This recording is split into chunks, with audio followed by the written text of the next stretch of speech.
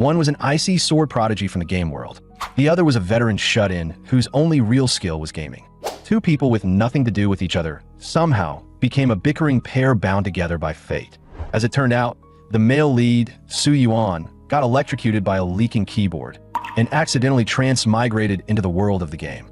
Worse, he ended up as Su Changtian, the useless third son of the villain boss. And as if that were not bad enough, he arrived right in the middle of the plot where Ran Xingma had kidnapped him. Determined not to die at the hands of his favorite female character, he used the cheat ability that came with his transmigration and gained the power to review the entire storyline.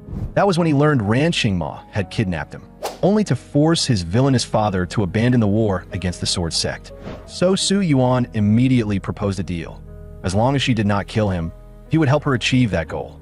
Ran Xingma studied Su Yuan's calm and composed expression, unable to hide her confusion. The man in front of her was nothing like the cowardly, useless young master described in the rumors.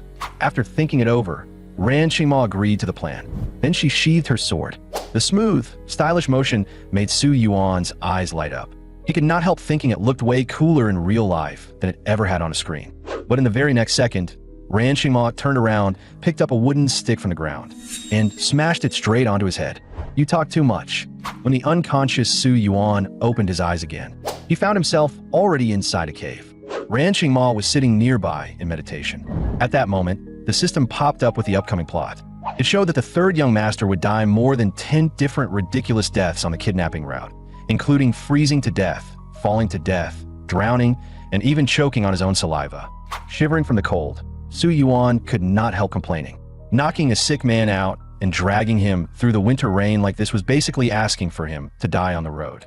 So he asked Ran Xingma if she was trying to freeze him to death. Hearing that, Ran Xingma shook her head. Su Yuan immediately told her that if she did not want him dead, she needed to start fire. But when she said the fire starter was gone, he told her to just use her chi instead. The chi Su Yuan referred to was a kind of universal energy in this world, one that could be transformed into any form of power. For an expert like Ran Xingma, making a fire with chi should have been easy. To his shock, her chi could only create ice. Then, right in front of Su Yuan's disbelieving eyes, she dropped a huge chunk of ice into his hands. Su Yuan completely lost it, shouting that what a feverish patient needed was a campfire, hot water, and food.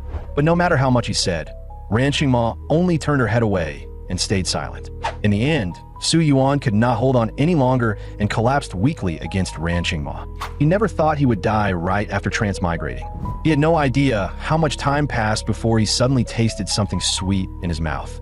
When his consciousness finally returned, he realized that Ran Xingma was feeding him medicine. "What did you make me drink?" Before she could answer, Su Yuan noticed a giant red serpent behind him, one with horns growing from its head. Ran Xingma, however, simply shook the flask in her hand. The serpent immediately reacted as if it had received an order, yellow liquid seeping from its horns and flowing neatly into her flask.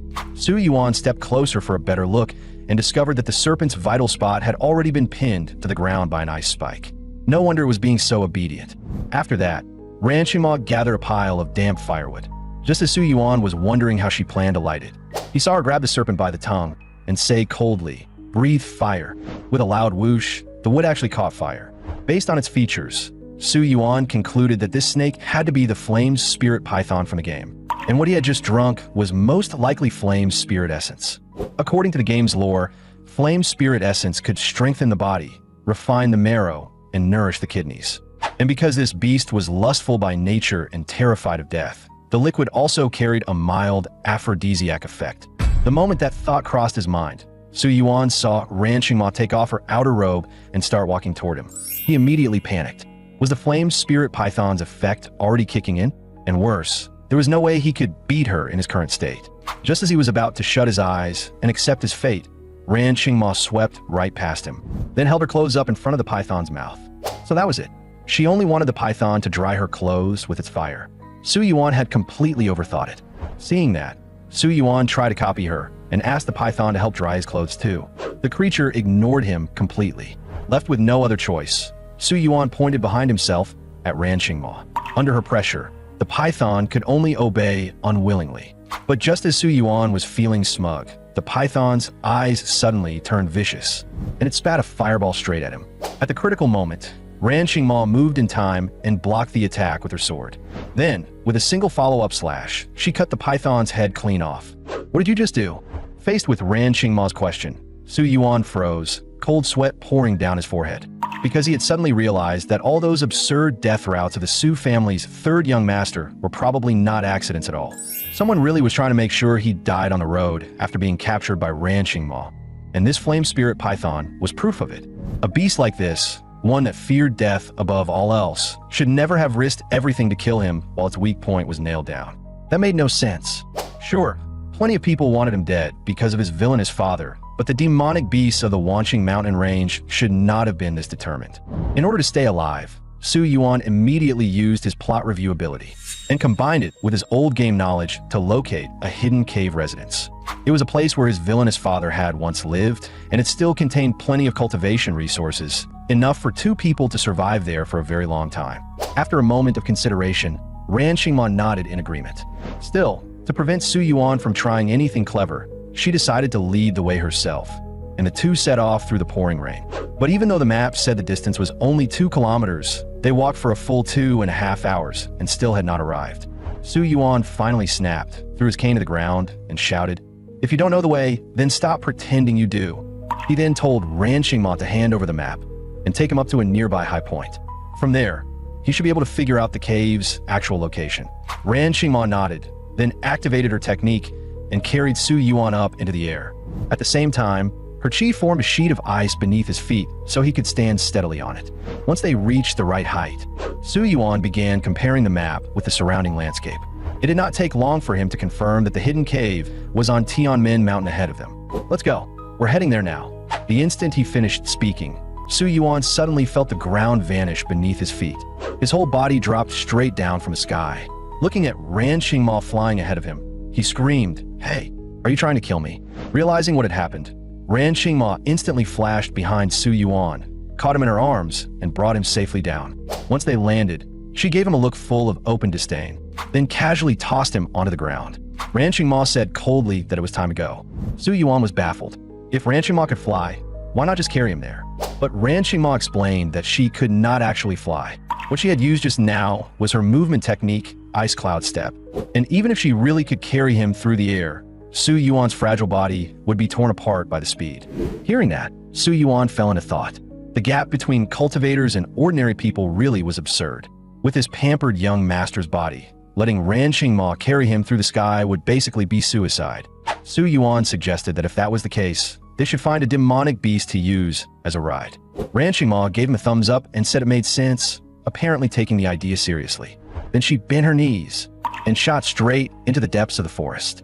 It was not long before the animals in the woods began fleeing in panic, their cries echoing one after another. Soon, a rustling sound came from the grass beside Su Yuan. In the next moment, Ran Xingma emerged carrying a huge tiger in one hand and asked calmly if it would work. But the second Su Yuan stepped closer, the tiger bared a vicious expression at him. It clearly did not look very cooperative. Hearing that, Ran Xingma poked the tiger, which had been acting cute just a second earlier, then picked up a wooden stick from the ground and told them to give her a moment. The moment she finished speaking, she beat the tiger soundly.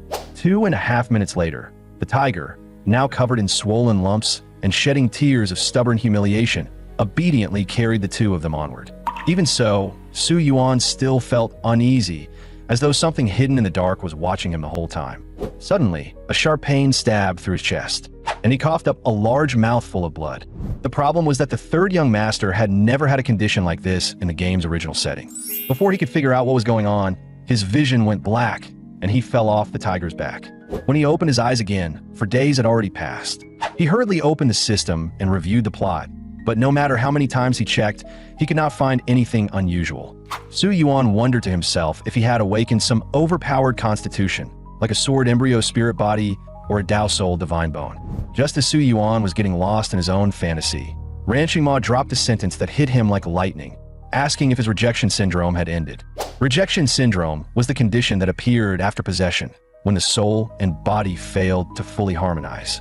In other words, Ran Xingma already knew that the person in front of her was not the real Su Changtian, but none of that mattered much to her. As long as Su Yuan could help her stop the destruction of the sword sect, that was enough. But right at that moment, the earth suddenly began to tremble. A gray giant python charged straight at them with terrifying force.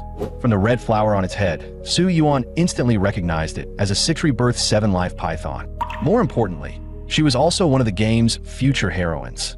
After 7 cycles of shedding her skin and cultivating anew, she would transform into a mature petite beauty and meet the story's protagonist in the Great Yin Dynasty under the name Ji Qingwei. But according to the original plot, this heroine should never have encountered the 3rd young master here.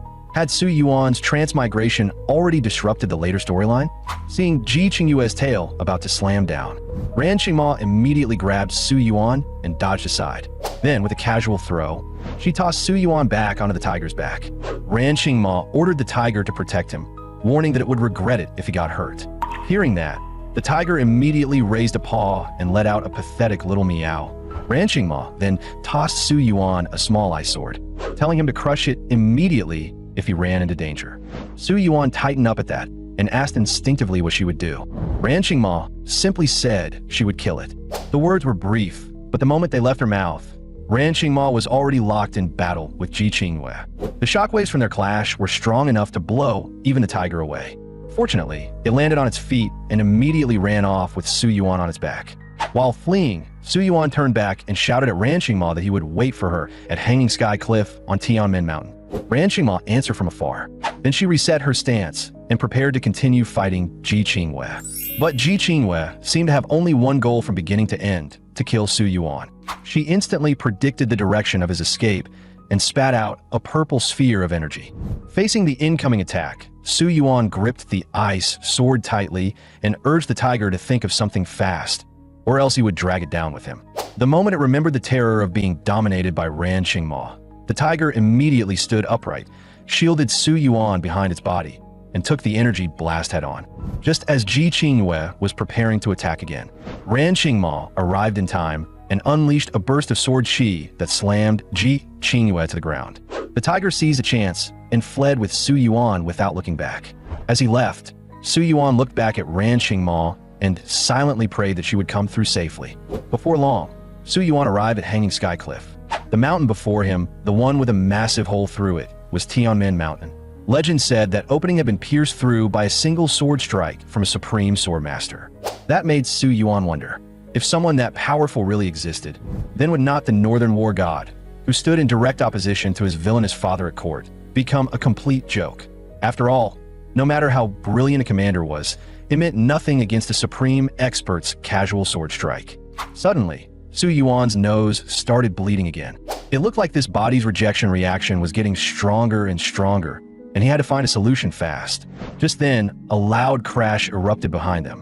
When he turned around, he realized it was Ji Qingyue's head, and standing on top of it was none other than the badly wounded Ran Qingma. With the last of her strength, she swung her sword and took the 6-turn snake heart lotus from Ji Qingyue's head. This was one of the top alchemy materials in the game. Legends said it could be used to refine the blood spirit body fusion pill, which possessed the heaven-defying effect of calming the soul and fusing body and spirit. If he could just find that pill, Su Yuan would be able to overcome rejection syndrome and fully merge his body and soul without leaving behind the slightest flaw. But the strange part was that Ji Qingwei, one of the game's heroines, had actually died just like that. If even the familiar plot had already changed, would Su Yuan's knowledge of the game still be useful from here on out? While he was still troubled by that thought, Ran Qingma suddenly swayed and fell straight down from the snake's head. Su Yuan rushed forward, caught her in his arms, and anxiously asked if Mr. Ran was okay. At the same time, on the other side, 2 figures arrived one after another. They were members of the Su family sent to bring back 3rd young master Su Changtian. Looking at the enormous block of ice and the corpse of the 6-rebirth 7-life python, the man could not help exclaiming that it was a good thing he was not the only one chasing them. Otherwise, by the time his companion reported back and brought reinforcements, he would probably already be frozen inside that giant block of ice. The woman beside him paused for a moment. She analyzed solemnly that someone who could fight a great demon of this level and still use techniques like these could only be one person. That was Ran Qingma of the Sword Sect. She immediately ordered the man to go notify the others and tell them they had found the 3rd young master's trail. They never made any detours along the way, so their target was obviously Tianmen Mountain right in front of them. Meanwhile, on the other side, Su Yuan took Ran Qingma with him and ran all the way to the bottom of Hanging Sky Cliff, where the hidden cave residence was located. But then Ran Qingma sensed that someone was already pursuing them from behind. Hearing that, Su Yuan was instantly terrified. In this world, possession could be detected. If the original owner's father found out he had taken over his son's body, he would definitely end up skinned, dismembered, and hung up for a beating. Ran Qingma was now seriously injured and could no longer fly. If they wanted to survive, they could only gamble on one desperate chance. Then Su Yuan picked Ran Qingma up and walked to the edge of the cliff. He asked Mr. Ran how about they make a bet. If they survived, then Ran Qingma would owe him a favor and have to help him with one thing. Hearing that, Ran Qingma glanced at the towering mountain beside them. She replied coldly that they would not survive. Su Yuan hastily explained that he meant if they did. If they really made it, then it would definitely be because the cave residents he mentioned saved them. That basically meant he saved her life too, which should be enough for her to owe him one favor. Ran Qingma fell silent for a while. Finally, she nodded in agreement, saying that if they survived, she would owe him a favor. Su Yuan shouted deal. With that, he held Ran Qingma tightly and jumped off the cliff. This scene scared the tiger beside them so much that it let out a series of miserable, frantic cat wails. At the same time, the Su family's other forces also arrived, but they still could not lock onto Ran Qingma's exact location because the mist beneath Hanging Sky Cliff could block soul detection techniques. At that moment, first young master Su Chang'e also arrived. With a cold sneer, he said that the Heaven Abyss illusory mist formation was indeed premeditated. Ran Qingma actually knew there was such a maze formation hidden here. He told his subordinates that this formation was built along with Tianmen Mountain itself and could not be broken by force. But after 1 month, once its vitality was exhausted, the mist would naturally disperse. Until then, he would have to trouble them to stand guard here. Then he instructed Inger not to follow him for now and to just stay there and wait. With that, Su Chang'e rose into the wind and flew toward the demon race's lair carrying Ji Qingyue's snake head. Although he also believed his younger brother Su Changtian was a useless waste, he was still one of their own. No matter what, it was not for outsiders to discipline him. Whether it was the sword sect or the demon race, they would have to pay the price. Meanwhile, on the other side, Ran Qingma and Su Yuan had already entered the cave residence successfully. Ran Qingma asked with a hint of coldness if he could let go of her hand now. Su Yuan gave an awkward laugh and quickly let go. The reason he had been holding on so tightly was because the requirement for entering the cave residence was having at least 60 fortune.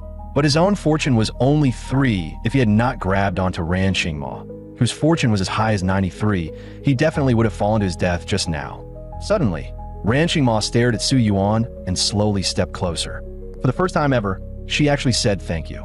Seeing this, Su Yuan immediately said that thanks could not be expressed with words alone. According to their agreement, Ran Qingma still owed him a favor. After saying that, he even coughed twice for emphasis. Hearing that, Ran Qingma's mind spun rapidly, and then she asked with an openly disgusted expression what exactly he wanted to do. Su Yuan quickly told her not to get the wrong idea. For the time being, he did not have anything he needed Ran Qingma to do. Inside the cave residence was a pool and a jade bed, and hidden under the jade pillow was a sumaru ring. Unlike in other cultivation worlds, this item was a top-tier treasure in this world. Unfortunately, the sumaru ring required vitality to activate. An ordinary person like Su Yuan had no way to use it, so he could only ask Ran Qingma to take out the items inside for him. As Ran Qingma poured vitality into it, the sumaru ring immediately began to buzz strangely. In the next second, all the pills and manuals inside spilled out at once. Su Yuan practically dove onto them, afraid Ran Qingma might try to take them from him. 1 cultivation method, 1 combat technique, 1 blood jade glaze garment, and 3 bottles of pills. Among them, the 9-ring pill was a holy healing medicine, perfect for helping Ran Qingma recover. As for the blood spirit body fusion pill and the calamity fall pill, both were essential for future soul settling and body fusion. So naturally, he had no intention of sharing them with Ran Qingma. Su Yuan pointed at the now completely empty box and asked if she could give him that jade box, figuring it was useless in his hands anyway. So he generously handed it over to Ran Qingma. Ran Qingma, unwilling to take advantage of him for free, offered the snake heart lotus in exchange. After that, Su Yuan climbed onto the stone bed and prepared to start cultivating the blood origin falling star art. At the moment, this was the only way to solve the rejection between his body and foreign soul. The problem was that, as a shut-in whose only real skill was gaming, He could not understand a single thing written in the manual, let alone comprehend it. But Su Yuan soon came up with a new plan. The blood-spirit body fusion pill could calm the soul and fuse body and spirit. But if taken by itself, it would make the user explode to death. The Calamity Fall pill, meanwhile, could forcibly break open the meridians in the most literal physical sense, but the downside was death from shattered channels. So as long as he took the Calamity Fall pill first, then immediately followed it with the blood-spirit body fusion pill, letting the two completely opposing medicinal effects collide and merge, while also circulating the blood origin falling star art. The foreign soul inside him would be shattered and refined over and over again. Repeating that cycle again and again would eventually allow his body and foreign soul to fuse perfectly. Not only would his soul become incomparably solid, but all 127 meridians in his body would also be fully opened. According to the setting of Songyuan, the more meridians a character had opened, the less experience they needed for each level up. In other words, Su Yuan would become one of the greatest geniuses in this world. But he was not overly excited because opportunity and danger always came together. The blood origin falling star art stated it clearly: to master it, one had to remain in a near-death state, stay conscious through sheer willpower, and force the technique to circulate. In order to comprehend it as soon as possible, Su Yuan had no choice but to ask Ran Qingma to teach him the basics of cultivation. What he did not expect was that Ran Qingma would tell him to take off his clothes. Seeing Su Yuan hesitate and fidget, Ran Qingma immediately grew irritated. She explained that her injuries were too severe and her control over qi had declined a lot. If Su Yuan kept his clothes on, he might end up getting hurt instead. Su Yuan cursed under his breath, complaining that she should have said that earlier. So Su Yuan quickly took off his clothes and lay down on the stone bed as instructed. Ran Qingma warned him that her qi would enter his body and teach him how to identify the acupoints, and that this process might hurt a little. With that, Ran Qingma began pressing his acupoints, sequentially pointing out Bai Wei, Shunting, Ermin, and Taiyang. The pain twisted Su Yuan's face completely out of shape. Even though he had prepared himself mentally, he still had not expected it to hurt this much.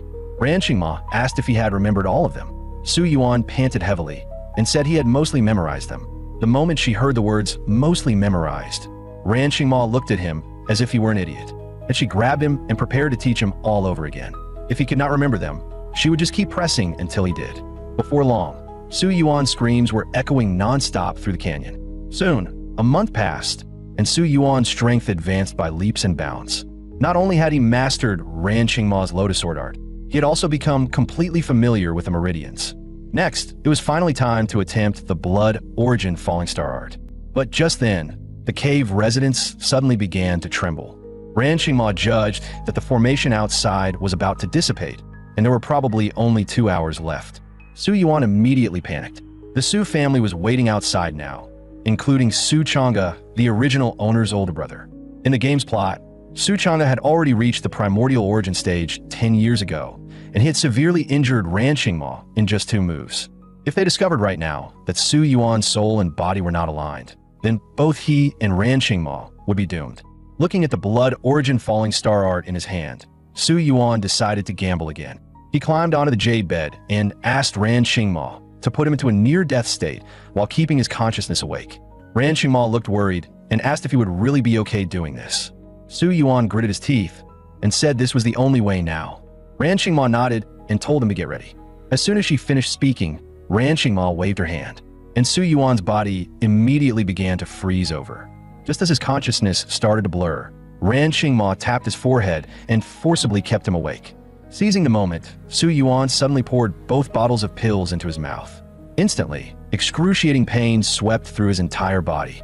Enduring the agony, he pulled out the blood origin falling star art and began circulating the technique by force. As the technique merged into him, all of Su Changtian's memories flooded into Su Yuan's mind. This included, but was not limited to, peeping on the granddaughter of a court minister while she bathed, bullying men and women in the streets, renting out every single courtesan in a brothel all by himself, only to be found out by his villainous father and tied up like a roasting pig before being whipped for 3 days and 3 nights. Very soon, 2 hours passed, and all the qi around Su Yuan dispersed. Then he draped the blood jade glazed garment over himself, and his entire aura became completely different from before. Ran Qingma suddenly broke the silence. saying her name was Ran Qingma. Hearing that, Su Yuan smiled and said he knew. Su Yuan then replied that his name was Su Changtian. Right at that moment, the formation vanished, and the cave residence was forcibly broken open by the Su family.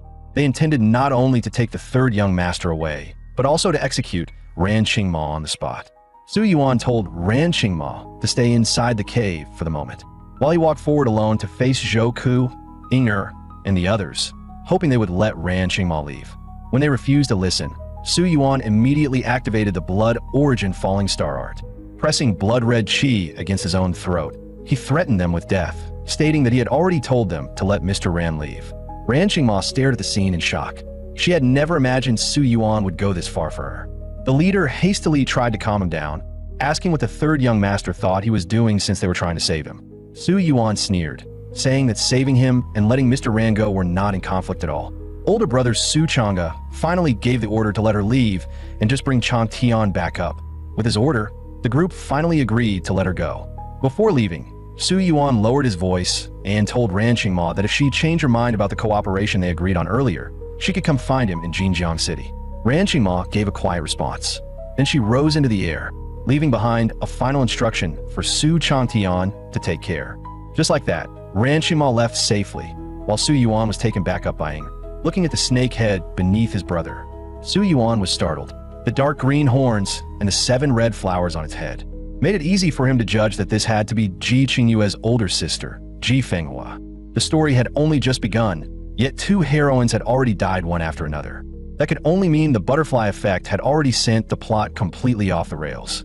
Just then, Su Chang'e picked up a whip and lashed it straight at Su Yuan, clearly planning to teach his disappointing younger brother a proper lesson. Unexpectedly, Su Yuan dodged the attack with ease. Seeing that, Su Chang'e swung the whip again, but this time Su Yuan did not dodge. Instead, he grabbed the whip firmly in his hand. Su Yuan looked him straight in the eye and asked if he was actually serious right now. Looking at the blood-red chi wrapped around Su Yuan's hand, Su Chang'e admitted that the technique was impressive. But there was one problem. How could his useless little brother possibly have comprehended a technique like that? So he immediately controlled a gale and bound Su Yuan in midair. Su Yuan's heart sank at once, wondering if Su Chang'e had already noticed something. Su Chang'e turned and ordered Master Jiueshing to check Changtian's body. Before the words had even fully settled, Master Jiueshing was already standing in front of Su Yuan and struck his chest with a palm. He was checking his soul mark, but to his shock, the third young master's body not only showed no abnormalities, it had actually become an innate Dao body. Su Chang'e was equally stunned. In the next second, he shot straight towards Su Yuan, studying him carefully from head to toe. Su Yuan glared right back and asked what he was staring at, threatening that once his cultivation caught up, Su Chang'e was dead. Hearing that, Su Chang'e grinned as the chi around him dispersed, mocking him and asking if a worthless piece of trash really thought he could do that. He snorted coldly, saying that getting a little bit of luck had made his tail shoot up to the heavens, and promised to deal with him properly once they returned to Jinjiang City. With that, he snapped his fingers. A gigantic eagle, carrying an entire pavilion, answered the call and descended. Su Yuan was completely stunned. He had already seen this thing plenty of times in the game, but seeing such a massive, flying fortress in real life still hit completely differently. On the way back, Su Yuan opened the system and reviewed the plot. In the original world line, Su Chang'e had fought Ji Fenghua once, only to lose by the narrowest margin. In the end, Ji Fenghua transformed into a giant python, swallowed him whole, and left him dead with his body and Dao completely destroyed.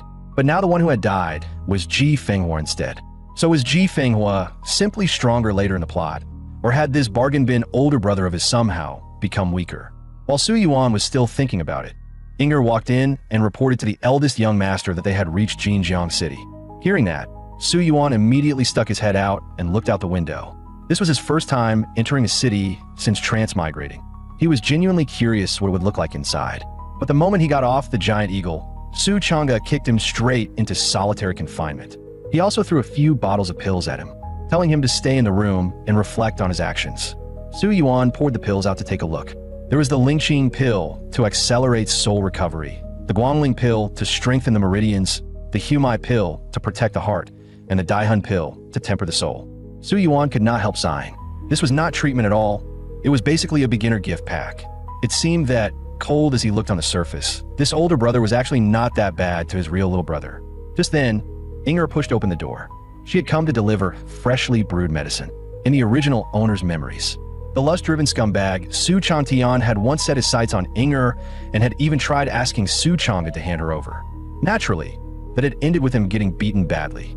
To dispel Su Chang'e's suspicions, Su Yuan took advantage of the moment Inger was setting down the medicine and slapped her on the butt. After a moment of dead silence, Su Yuan saw his left hand get cut off by a sword in a terrifying illusion. He was instantly horrified, but in reality his hand was still there. That had only been a sword-intent warning from Inger. Su Yuan stumbled backward and fell to the floor, then imitated Su Changtian's usual manner. He cursed at Inger's departing back, calling her a bastard, screaming about how she dared to treat him like that, and threatening to have his father kill her. The act worked perfectly. Zhou Ku, who had been hiding nearby and watching, praised him immediately, saying that as expected of the third young master, his guts really were something else to dare touch a woman like that. Ziyu just smiled and said that was nothing. Back then, even the granddaughter of Marquis Wucheng, the Northern War god himself, had been abducted back to the Chancellor's manor by the third young master. The scene then shifted, and Su Yuan arrived at Drunken Immortal Tower with Zhou Ku. Not only was the place full of beautiful courtesans, it was also crowded with furious Confucian scholars. The leading man, emboldened by alcohol, loudly cursed Chancellor Su China, accusing him of hoarding troops, forming corrupt factions, and harboring treacherous ambitions. He then cursed his third son, Su Changtian, saying he abducted innocent women, oppressed the people, and was lower than a beast. Meanwhile, Su Yuan stood on the top floor of Drunken Immortal Tower, watching the whole thing without the slightest ripple in his heart. After all, they were cursing Su Changtian. What did that have to do with Su Yuan? At that moment, Zhou Ku walked over with two girls. The guy kept saying he was now Su Yuan's bodyguard and teacher. But the instant he arrived at Drunken Immortal Tower, he wrapped an arm around each girl and headed for a room, even inviting Su Yuan along. Su Yuan, however, made it clear that they were not the same kind of person. He only had one goal now, and that was to kill the next person who wanted him dead. Just then, his subordinate Shui Yong came to report that they had finally found the exclusive courtesan the third young master had ordered them to investigate in secret. Shui Yong added that she was right here in Drunken Immortal Tower, and tomorrow would be the day of her debut. Su Yuan's heart immediately sank because the plot had gone off track again. According to the original storyline, she was supposed to be in Xiaoxiang Pavilion in the south of the city, where the original body would end up fighting the protagonist over her and get beaten to death. But now this woman had somehow followed the plot here instead, as if she had appeared specifically to trigger a conflict between Su Yuan and the protagonist. Su Yuan coldly demanded to know when she had arrived. Shui Yong replied that she had already been there for half a month. Hearing that answer, Su Yuan's anger flared instantly. He furiously demanded to know why. If he had ordered the investigation 20 days ago, Shui Yong was only reporting it now, right before her debut. Shui Yong merely cupped his hands with a look of disdain, offering a half-hearted apology about his incompetence and asking the young master to punish him. This Shui Yong belonged to 4th Miss's faction, and the 4th Miss had always looked down on the 3rd young master. No surprise that her subordinate acted the exact same way. Shui Yong relied on his high cultivation and was not afraid of getting beaten at all. After all, if Su Yuan hit him, the recoil would only end up hurting Su Yuan instead. Just then, Zhou Ku suddenly appeared. With a single palm strike, he crippled Shui Yong's left hand on the spot, making him drop to his knees and scream in pain. Zhou Ku sneered, asking how a mere guard dared to show disrespect to the 3rd young master, and noting how insolent the people under the 4th Miss were. He then turned to Su Yuan and asked if they should just leave the man crippled or kill him outright. Hearing that, Su Yuan fell silent for a moment. He knew this was another one of Zhou Ku's tests. With the original Su Changtian's paranoid and violent temperament, Shui Yong had to die today. Thinking that through, Su Yuan stated calmly that he did not want to see this man again. The moment he heard those words, Shui Yong was so terrified he wet himself. He screamed at Zhou Ku that he could not kill him, warning that if he did, according to the Chancellor's rules, Zhou Ku would be punished too. Zhou Ku just laughed, mocking him for memorizing the rules so well, but pointing out that the one who wanted him dead was the 3rd young master, so it had nothing to do with him. And just like that, Shui Yong was killed on the spot. Afterward, though, Zhou Ku reminded him that the 4th Miss might become troublesome over this, since she valued Shui Yong quite highly. Su Yuan immediately snapped back in anger, declaring that if his mother had not taken that bitch in as an adopted daughter back then, who knew which brothel she would be laughing in right now. He cursed that the 4th Miss was nothing but a bastard. Just then, the madam's voice rang out, loudly announcing that the sisters Zai and Zihua were coming to the stage next. Looking at the stunning pair of sisters on stage, Zhou instantly forgot everything that had just happened and began enthusiastically praising their figures. He leaned in with a wide grin and asked if the third young master wanted to call both of them up. Su Yuan could not help complaining inwardly. This so-called great expert really had no shame at all. He was always trying to freeload, and half the time he looked ready to freeload his way into bed too. So he coldly refused, reminding him that they were not the same kind of people. Hearing that, Zhou rubbed his hands together and grinned, saying that not being the same kind of people was fine, but surely he could at least use the back door. Su Yuan went completely speechless and hurriedly shut the topic down. He planned to go downstairs himself, find the madam, intercept that courtesan before anyone else, and use her as a clue to track down the person hiding behind the scenes and trying to kill him. After finding the drunken Immortal Tower's madam, Su Yuan immediately made two demands. First, he wanted the sister pair sent to the top floor. Second, he wanted the newly arrived courtesan delivered to his room. The madam agreed to the first request without hesitation, but the second one made her visibly uneasy. She smiled apologetically and explained that there would be a poetry gathering in Bamboo Court tomorrow night, so there was no need for the third young master to be in such a rush. Su Yuan did not waste another word. He pulled out 10,000 taels in banknotes. He slapped them onto the table and demanded to know if she was sending her or not. The madam was instantly tempted. Even so, she still refused to agree. Seeing that, Su Yuan simply left the banknotes behind and prepared to go straight to Bamboo Court to find her himself. The madam hurriedly called out, protesting that there were rules to everything and that forcing a sale like this just was not right. Realizing she could not talk him down, the madam activated her technique and prepared to stop Su Yuan by force. But Zhou, as a true powerhouse, was no easy opponent. In a single exchange, he pinned the madam flat against the wall. Zhou mocked her, asking Yuan Yang why she was making this harder than it had to be, and questioning if 10,000 taels was not fragrant enough already. As he spoke, Su Yuan also gestured for Zhou to let go. The madam slumped weakly onto the floor and pleaded bitterly. She said that if Drunken Immortal Tower were truly her property, she would never refuse anything the third young master wanted. But that new girl had been delivered personally by Mr. Qin, and he had personally laid down the rules, so she could only obey and begged him not to make things harder for her. Hearing that, Su Yuan turned to Zhou with a puzzled look, asking who exactly this Mr. Qin was. Zhou explained through soul transmission that he was a noble-born young master with an inborn sword bone, highly renowned throughout Jiangnan, and there had even been talk that he was fit to stand shoulder to shoulder with the eldest young master. That only made Su Yuan even more puzzled, because he had never once seen this person in the game, nor did he know which faction in Songyuan he belonged to. Marquis Wuqing was loyal and upright by nature. He was not the sort who would target a third young master like him. The Crown Prince's faction was also still in a honeymoon period with the Chancellor's estate. As for the local sects, that was even less likely. If they were the ones making a move, they would never have sent Ran Qingma, the sword sect leader's only disciple, to risk kidnapping him personally. At the moment, there were still too few clues. The only thing he could confirm was that this Mr. Qin was clearly targeting the third young master. Su Yuan sneered, stating that if she was the top courtesan Mr. Qin had personally selected, then he had even less reason to miss out. Su Yuan then told the madam that if Mr. Qin wanted to blame someone, he could come directly to him. Su Yuan himself wanted to see what kind of talent this so-called Mr. Qin was, the one said to be worthy of standing alongside his older brother. Before long, Su Yuan arrived at Bamboo Court. After pushing the door open, he saw Su Jinxian seated on the couch, lightly plucking the strings of a zither with her fingertips. Su Yuan immediately felt his old face heat up, inwardly cursing her beauty. She really was born with a body made for charm. No wonder the original Su Changtian, a seasoned veteran of the flower field, had been so infatuated with her that he had been reduced to a pathetic, obsessed lapdog. Su Jinxian asked softly if the third young master was interested in music too. Su Yuan replied that he understood nothing about music and only liked the most natural human voices. Then he glanced toward the bed beside her, noting that Miss Jinxian surely knew why he had come to see her. To his surprise, Su Jinxian immediately pulled out a hairpin, pressed it to her throat, and mournfully begged him not to force this little woman any further. Su Yuan let out a snore of laughter, mocking her and asking what era this was for her to still be pulling that kind of act.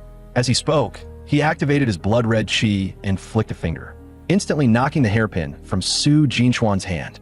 Su Yuan chuckled and told her not to worry, promising he would be gentle, just as Su Yuan thought he was about to get his way. His mouth and body suddenly slipped out of his control, and he actually began apologizing to her on his own. Then he moved back to the seat behind him and sat down by himself. Cold sweat broke out on Su Yuan's forehead. Inwardly, he cursed, wondering if this was Kotoame Tsukumi. He could not believe this world had such a bizarre attack method. He could only feel the surface of his foreign soul, now covered in drifting particles. If not for the toughness of his innate Dao body, those things probably would already have taken over his consciousness completely. After that, Su Jinxian began controlling Su Yuan's body, staging a fake little drama in which he insisted on sleeping beside her without actually touching her. Her purpose was simple: to stall for time and let those particles burrow deeper into Su Yuan's innate soul body until she could control him completely. Su Yuan lay on the bed, but inside his mind, he was desperately trying to figure out how to save himself. Back in the cave residence, besides the blood origin falling star art, he had also obtained an unnamed manual for cultivating the foreign soul, and it happened to be an offensive one. Its attack method was absurdly direct, devouring other people's foreign souls. To avoid alerting the enemy, Su Yuan decided to wear her down slowly first. 5 days later, Su Jinxian gradually began to feel weak and drained, while Su Yuan, on the other hand, looked more energetic than ever. Gasping for breath, she asked Su Yuan what exactly he had done to her and why she woke up every day feeling weak all over. Su Yuan gave her a wicked smile, suggesting that if she felt weak all over, perhaps he could massage her shoulders for her. As he spoke, he reached out a hand toward her. Su Jinxian immediately slapped it away, then tried to use feeling unwell as an excuse to leave. But Su Yuan had no intention of letting her go and reached out to grab her on the spot. In the very next second, a mass of pink-robed figures appeared once more across the surface of his foreign soul, and they began drawing power from Su Yuan's foreign soul instead. Clearly, Su Jinxian was also cultivating a soul-devouring technique. The difference, though, was that after absorbing a certain amount of soul force, those pink-robed figures would crumble apart in the air, which actually made them easier for Su Yuan to absorb and refine in return. Su Yuan feigned deep affection, pointing out that they had been inseparable these past few days and asking if Ms. Jinxian could really bear to leave just like that. He then suggested that she let him come with her instead.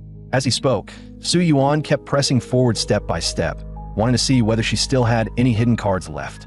Seeing this, Su Jinxian directly shoved Su Yuan down, climbed onto him, and asked in a low, teasing voice if the third young master really wanted to come with his servant.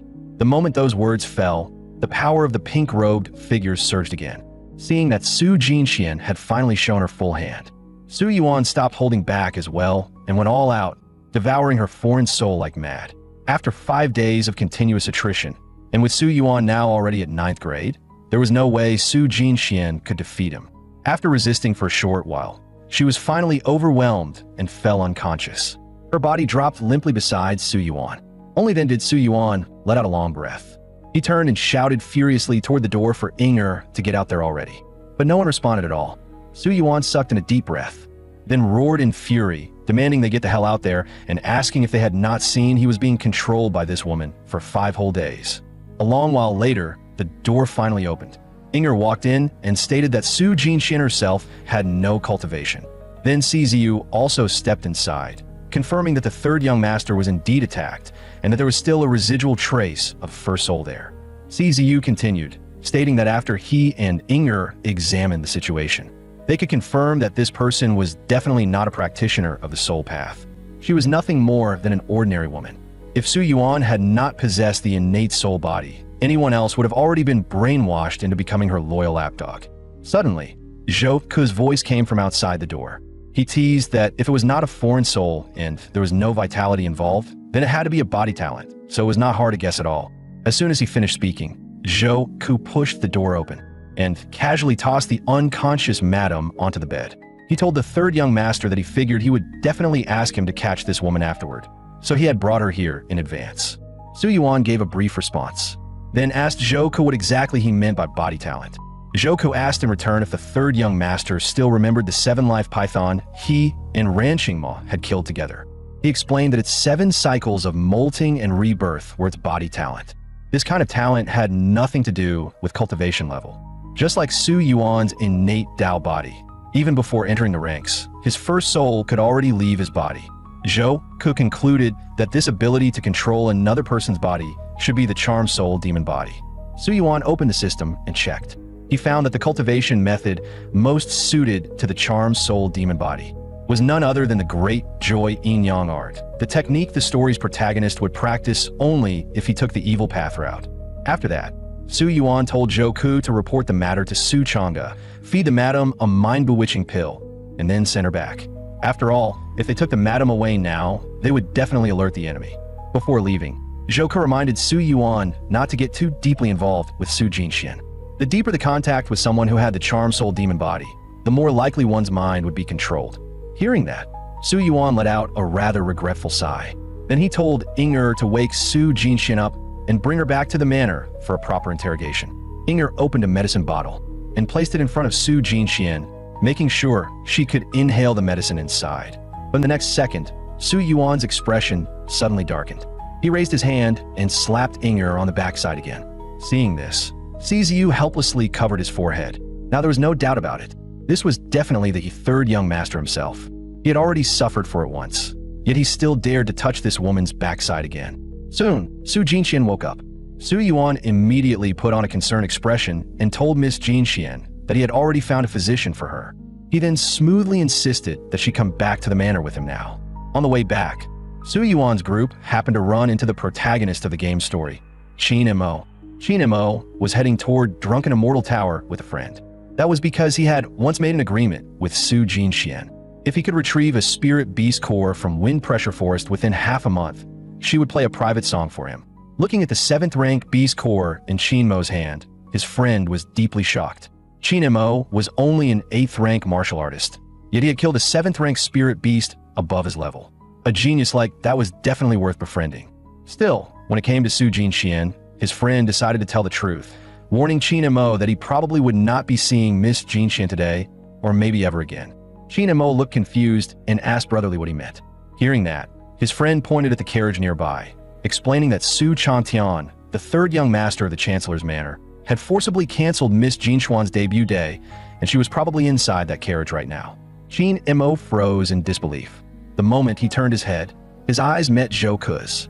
Clearly, Joku had heard every word of their conversation. Joku could barely hold back the smile in his eyes. Then, with a sleazy grin, he pointed toward the carriage behind him, signaling that the woman Qin Mo longed for was inside. Seeing this, Qin Mo's face instantly turned cold. His fist clenched so tightly that his knuckles cracked, yet there was nothing he could do. Joku burst into laughter at the sight, then drove the carriage forward. Su Yuan asked Joku what he was laughing about. Joku waved it off and said it was nothing. He had simply overheard 2 people talking about Miss Su and the 3rd young master, and figuring one of them was probably Miss Su's admirer. He found it amusing and teased him a little. Su Yuan chuckled, teasingly remarking that Jinxian really was popular. After that, Su Yuan continued reading the urgent report in his hands. But the more he read, the more confused he became, because almost everything written on it described a peaceful, flourishing Great Yin dynasty. As for the war in the north, it was only mentioned briefly in a small corner. But according to the original body's memories, the northern war situation had already become extremely severe. Hanbei City was the gateway to the northern provinces. Once it fell, there would be no natural defenses left behind it. A key fortress like that was now facing the barbarian army right at its walls, yet the report had not mentioned a word of it. Thinking of this, Su Yuan looked at Joku and asked if he knew anything about the war in the north. Joku said he had never been to the northern border, so he did not know the exact situation. He told Su Yuan that if the 3rd young master truly wanted to understand the situation, he could ask the steward for the Chancellor's Manor's internal reports once they returned, as those were much more detailed than the urgent report. He added that the people from the Zhaoan Bureau had always reported only good news while burying the bad.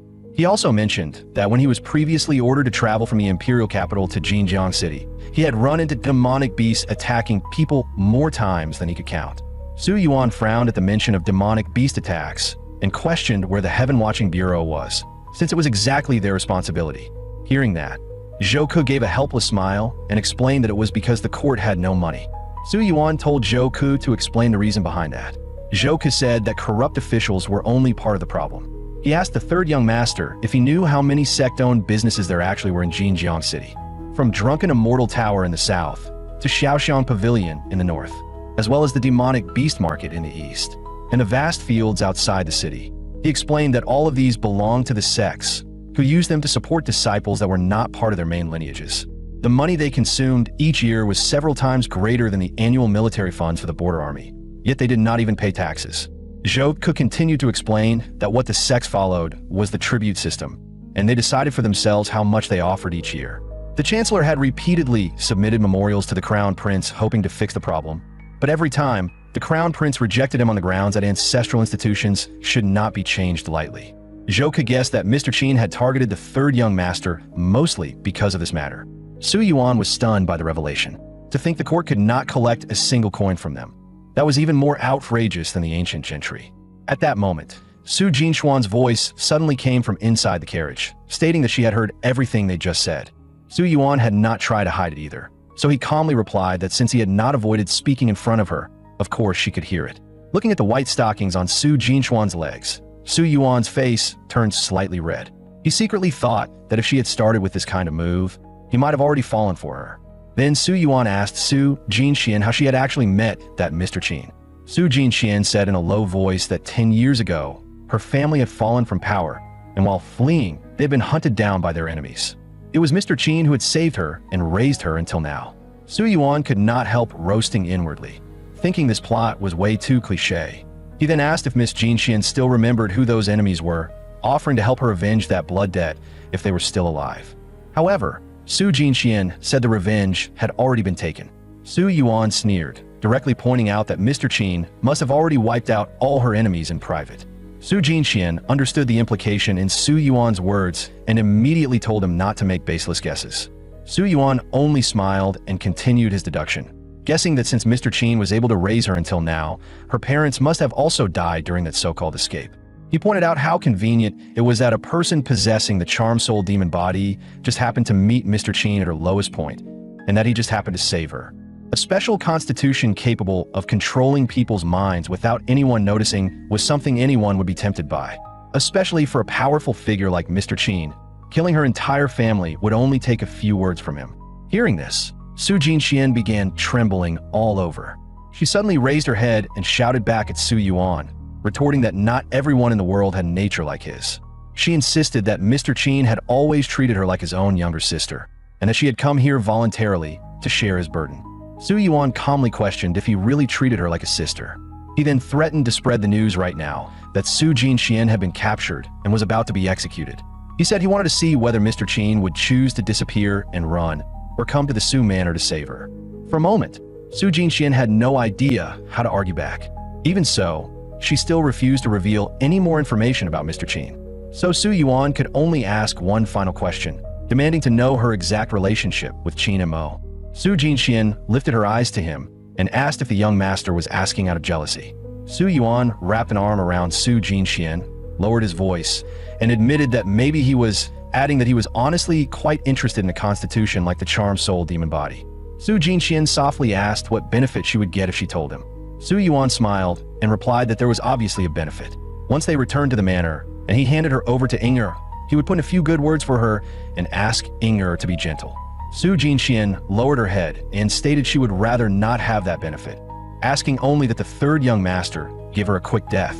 After that, she told him about the agreement between her and Qin Mo, but that bit of information was clearly far from enough. After a moment of silence, Su Jinxian added that she had approached Qin Mo because Mr. Qin said his background might not be simple and that he might even be connected to a place called Burial Village. Su Yuan had originally thought their meeting was a coincidence. He had not expected it to be part of someone else's careful arrangement. Then Su Yuan opened the system and began checking information about Burial Village. It was a village located deep in the mountains along Great Yan's border, both peaceful and extremely dangerous. It was peaceful because all sorts of elders in the village treated the story's protagonist very well. It was dangerous because those elders were all retired powerhouses. In their past lives, they had been either notorious thieves or great demons. Yet this run-down little village, which had gathered all kinds of terrifying figures, was eventually wiped out completely by Su Yuan's chancellor father himself. Only one young man, who had accidentally entered the mountains to hunt, survived alone. And that young man was Qin Mo. With a blood feud like that between them, Qin Mo and the Chancellor's manor had no room for reconciliation. So Su Yuan had to find Qin Mo as soon as possible and eliminate him before he truly grew into a threat. Based on the clues they currently had, Qin Mo's possible routes could roughly be narrowed down to three. The first was the classic hot-blooded hero route. The more injured he became, the stronger his comeback would be. The second was the hidden old master route. Everything would be controlled by a powerful mentor behind the scenes, and under special conditions, his strength could skyrocket. The third was the evil path route, where he cultivated the great joy yin-yang art. The first and third routes were manageable. Once they found Qin Mo, they could simply send Zhou Ku to kill him. The most troublesome one was the second route. Among the people Su Yuan currently knew, probably only Su Chang'e could guarantee a clean kill. Even that icy block, Ran Qingma, might not be completely reliable.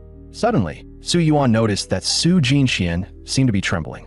It looked like she was deeply afraid of the interrogation methods used by the Chancellor's Manor Shadow Guards. Seeing this, Su Yuan offered to ask her one more question. If her answers satisfied him, he would not hand her over to Enro later. Su Yuan addressed her directly, asking what exactly Mr. Qin's purpose was in having her control him. However, Su Jinxian remained stubborn and insisted that she did not know. Unfortunately, that was not the answer Su Yuan wanted. After returning to the Su Manor, Su Yuan decisively handed Su Jinxian over to Ing. Then he asked the great expert Zhou Ku to investigate the massacre of Su Jinshuan's family. There were simply too many coincidences, and Su Yuan suspected there had to be something hidden behind it. After leaving the investigation of Su Jinshuan's family massacre to Zhou Ku, the two of them went to the training room and began cultivating. The reason Su Yuan brought Zhou Ku along was because Zhou Ku's cultivation method could gather the surrounding qi, making it easier for Su Yuan to absorb and refine. After 10 straight days and nights of non-stop cultivation, Su Yuan finally broke through to the 8th rank. At this point, he had already used up all the pills meant to protect his foundation, so he prepared to ask the steward for more. On the way, they passed by the martial proclamation courtyard. When Su Yuan looked inside, he saw that the place was filled with either muscular men or Amazonian powerhouses. Zhou Ku explained that these people had entered cultivation through the martial apprentice path, so most of them had extremely sturdy bodies. As it turned out, the Heaven Watching Pavilion had once divided cultivation into 4 major paths. There were the Qi Path, Martial Path, Soul Path, Formation Path, and others. Although the Heaven Watching Pavilion had already been destroyed, the names of the realms it established had continued to be used to this day. Among them, methods like the Martial Apprentice Path, which relied on harsh physical training, had already fallen far behind in the current era. Worse, they could easily leave behind lifelong hidden injuries that were nearly impossible to heal. Su Yuan was confused as to why they would still learn it, if that was the case. Zhou Ku said helplessly that for people like them, if they wanted to cultivate, that was the only path available. After all, cultivation methods were far too distant from ordinary people. Su Yuan told him to explain further. Hearing that, Zhou Ku tilted his head back and took a large gulp of wine. In the end, he summed it all up with a single phrase. The law is not lightly passed on. Almost all cultivation manuals and secret techniques were monopolized by the sects, yet there were far too many people who wanted to change their fate through cultivation. Countless people died every day fighting over cultivation methods. If ordinary people wanted to obtain manuals, their only choices were to join the army or become servants of noble families. Although the sects opened their gates every few years to recruit disciples, their requirements were brutally strict. One not only needed outstanding talent, but also a noble family background. Ordinary people were not even qualified to stand at the entrance and watch. It was under this kind of situation that the Tianan Chamber of Commerce established the Tianan Martial Hall. Even with the protection of Great Yan's chancellor, it still nearly collapsed several times. But from that point on, ordinary people finally had a path that allowed them to step into cultivation. Zhou Ku was one of them, using the silver he had saved since childhood through all kinds of street hustles and scams. Zhou Ku became one of the first cultivators of the Tianan Martial Hall. Yet what his 100 taels of silver bought him was only a body-tempering fist manual, a single-person room, and thousands of fellow students. But for Zhou Ku, that was already enough. Although the Tianan Martial Hall had only just started, its internal structure was already quite complete. There were all kinds of assessments and competitions. In simple terms, the capable stayed, while the weak were eliminated. Cultivation resources were distributed according to ranking. The higher one ranked, the more resources one received. Because of that, everyone in the Martial Hall fought desperately to climb higher. During competitions, some died, while others were crippled. And Zhou Ku was exactly someone who had fought, struggled, and risked his life step by step to become a third-rank grandmaster. After hearing Zhou Ku's story, Su Yuan could not help sighing. The cultivation path of these martial apprentices really was bitter. However, the Tianan Martial Hall, protected by his so-called father, appeared to offer ordinary people a chance to cultivate on the surface, but in reality, it looked more like an open recruitment system for soldiers. So Su Yuan went to the scripture repository, planning to look through some ancient records so he could better understand the relationship between his chancellor father and the Great Yin dynasty. Just then, Inger suddenly appeared. She informed the third young master that the chancellor was looking for him. On the way, Su Yuan asked Inger whether Su Jinxian had revealed any useful clues. Inger replied that she had revealed some things, but not much. 10 days ago, before Inger left the manor for business, Su Jinxian had confessed a little. Now that Inger had just returned, she was preparing to question her again. Su Yuan was stunned, because what Inger used this time was not physical torture. Instead, she had tied up Su Jinxuan's hands and feet, sealed her hearing, and thrown her into a dark room filled with soft blankets. That kind of mental torment was enough to break a person within 3 days. Yet Inger had kept her locked up for a full 10 days. Thinking about Su Jinxuan's current mental state, Su Yuan could not help shivering. Then he asked Inger what she had actually gone out to do. Inger answered calmly that she had gone to investigate Qin Weijiu, who was in fact Mr. Qin. Su Yuan immediately asked if she had found anything. However, Inger ignored him outright. Su Yuan cursed inwardly. If it were Zhou Ku, he definitely would have told him. It seemed Inger still needed to be properly disciplined later. After that, the two arrived at a cluster of courtyards in the northwest part of the residence. Inside the courtyard, a blue light orb began to glow, and a voice came from within. The person inside asked how he had been lately, and added that Chang'e had mentioned his constitution was quite good now. Su Yuan smiled and replied that it was nothing special, just an innate Dao body, only a little stronger than Chang'e's. Hearing that, a suppressed laugh came from the other side of the light orb. The voice remarked that being able to cultivate was a good thing, instructing him to improve his strength as quickly as possible and to ask the steward for more pills if he ran out. Su Yuan acknowledged it, then asked his father what exactly Qin Weijiu's background was. A smile tugged at the corner of Su Yinghe's mouth as he said that since Su Yuan was interested, he would let Chang'e explain it to him. At the same time, inside the Chancellor's manor in the imperial capital, Su Chang'e, who was sitting beside Su Yuan's so-called father, began telling him about Qin Weijiu. Su Chang'e recounted that more than 10 years ago, he had traveled with Qin Weijiu in Jiangnan Prefecture and mentioned the time of their first meeting. Su Yuan immediately cut in, stating that he already knew that, and he also knew everything about what happened at the Tianyuan conference 13 years ago. Su Chang'e continued, noting that Qin Weijiu was from a sect and was born into a 1,000-year noble clan. Su Yuan could not help complaining, urging Su Chang'e to just get to the point. Su Chang'e coldly called him by his full name, ordering Su Changtian to shut his mouth. Su Yuan gave a dry laugh and backed down, admitting he misspoke, but pointing out that all of this was already common knowledge. Su Chang'e's face remained cold as he warned that he had business in Jiyuan City in a while. Hearing that, Su Yuan instantly behaved himself and stopped interrupting. After all, Jiyuan City was less than 40 kilometers from Jinjiang City, where he currently was. Then Su Yuan recalled the so-called Tianyuan conference. On the surface, it was a grand event held to encourage the younger generation of the world. In reality, it was a meeting ground for the sect masters and elders of various sects. Back then, however, Su Chang'e had fought with killing intent against those sect disciples during the competition. And Qin Weijiu was one of the few people who survived Su Chang'e's sword art.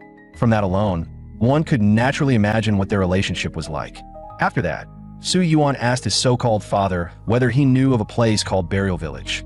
Su Yinghe calmly stated that he naturally knew of Burial Village. He then asked Chang Tian where he had heard about that place. Su Yuan answered casually that the little fox woman had told him. Hearing this, Su Yinghe and Su Chang'e exchanged a glance. Su Yinghe continued to press the issue, asking what exactly she had told him. Su Yuan replied honestly that the little fox woman claimed she had been sent by Qin Weijiu to get close to Qin Mo, and that Qin Mo seemed to be connected to a place called Burial Village. The moment he heard that, Su Yinghe directly cut off the transmission. Then he told Su Chang'e to return to Jinjiang City first and help Su Yuan deal with the trouble there. If Su Chang'e encountered Qin Mo on the way, he was to kill him personally. After all, Qin Mo had been raised by that group of disasters, and his cultivation was clearly abnormal. If he truly grew stronger, he would likely become a serious problem. More importantly, Qin Mo still had Burial Village's secret treasure, the soul-nurturing ring. Back when Su Yinghe destroyed Burial Village, he had searched nearly every inch of the place, and still failed to find it. According to ancient records, a saint's soul mark was being nurtured inside that ring, but there was no need to worry too much. Even a saint could not withstand the erosion of time. Now, the other party was only a remnant soul. As long as Su Chang'e went all out, killing him would be effortless. Meanwhile, on Su Yuan's side, after confirming that the transmission had ended, he was just about to return home when Steward Lee stopped him. Steward Lee took out a secret report from his sleeve and handed it to Su Yuan, saying it had arrived a few days ago from Jin City in Jiangnan Prefecture. Su Yuan opened it and read it. His expression instantly darkened, and he asked Steward Lee whether he knew about the matter of arranging people to search for Qin and Mo. Steward Lee stammered slightly, admitting that he knew about it and that they had indeed found him, but there was a small problem. Su Yuan told him to explain the whole process clearly. It turned out that during the past few days, while Su Yuan had been in seclusion, the men Steward Lee sent out had found Qin and Mo at Changhong Valley, 20 li outside the western city. But Qin Mo's strength was absurd. He clearly only had 8th rank meridian tempering cultivation, yet even a team led by 2 7th rank bone tempering experts was no match for him. Su Yuan frowned and demanded to know why he had not sent 6th rank experts as reinforcements, pointing out that there were quite a few peak 6th rank guards. Steward Lee explained that he did not have the authority to directly mobilize guards above the bone refining stage. Besides, no one had expected Qin and Mo to be capable of killing above his rank. Steward Lee quickly assured the young master not to worry, explaining that Changhong Valley only had one exit. He had already reported the matter to the main manor and, after receiving approval, dispatched 3 iron body experts to wait for him at the valley entrance. Su Yuan sneered inwardly. Wait for what? For the protagonist to clear the Changhong Valley dungeon, come out, and wipe them all out? He immediately opened the system and began reviewing the plot. Since Qin and Mo had gone to Changhong Valley, that meant he had taken the hidden Old Master route. There was a secret realm inside Changhong Valley, and within it was a spiritual herb that could help the Old Master attached to him recover soul power. Besides helping the Old Master recover, based on the rule that a protagonist never leaves a dungeon empty-handed, Qin and Mo would definitely fight monsters, consume pills, level up, and come out much stronger than before. In this main storyline, the original body would bring Su Jinxian and a group of subordinates to block the protagonist at the entrance of Changhong Valley. The result, of course, was that Qin and Mo killed them all in return. To avoid alerting the enemy, Su Yuan immediately ordered Steward Lee to call all those people back. Then he rubbed his forehead. Even with Inger and 3 grandmasters by his side, relying on that lineup to kill Qin and Mo still was not realistic. Unless Ran Qingma happened to come looking for him at this exact time. Then he could use that favor and go straight to Changhong Valley to block the entrance. But for now, that was only wishful thinking. Afterward, Su Yuan and Inger headed toward the small dark room together. Through his conversation with Inger, Su Yuan learned that Su Jinxuan's mental state seemed to have developed some problems.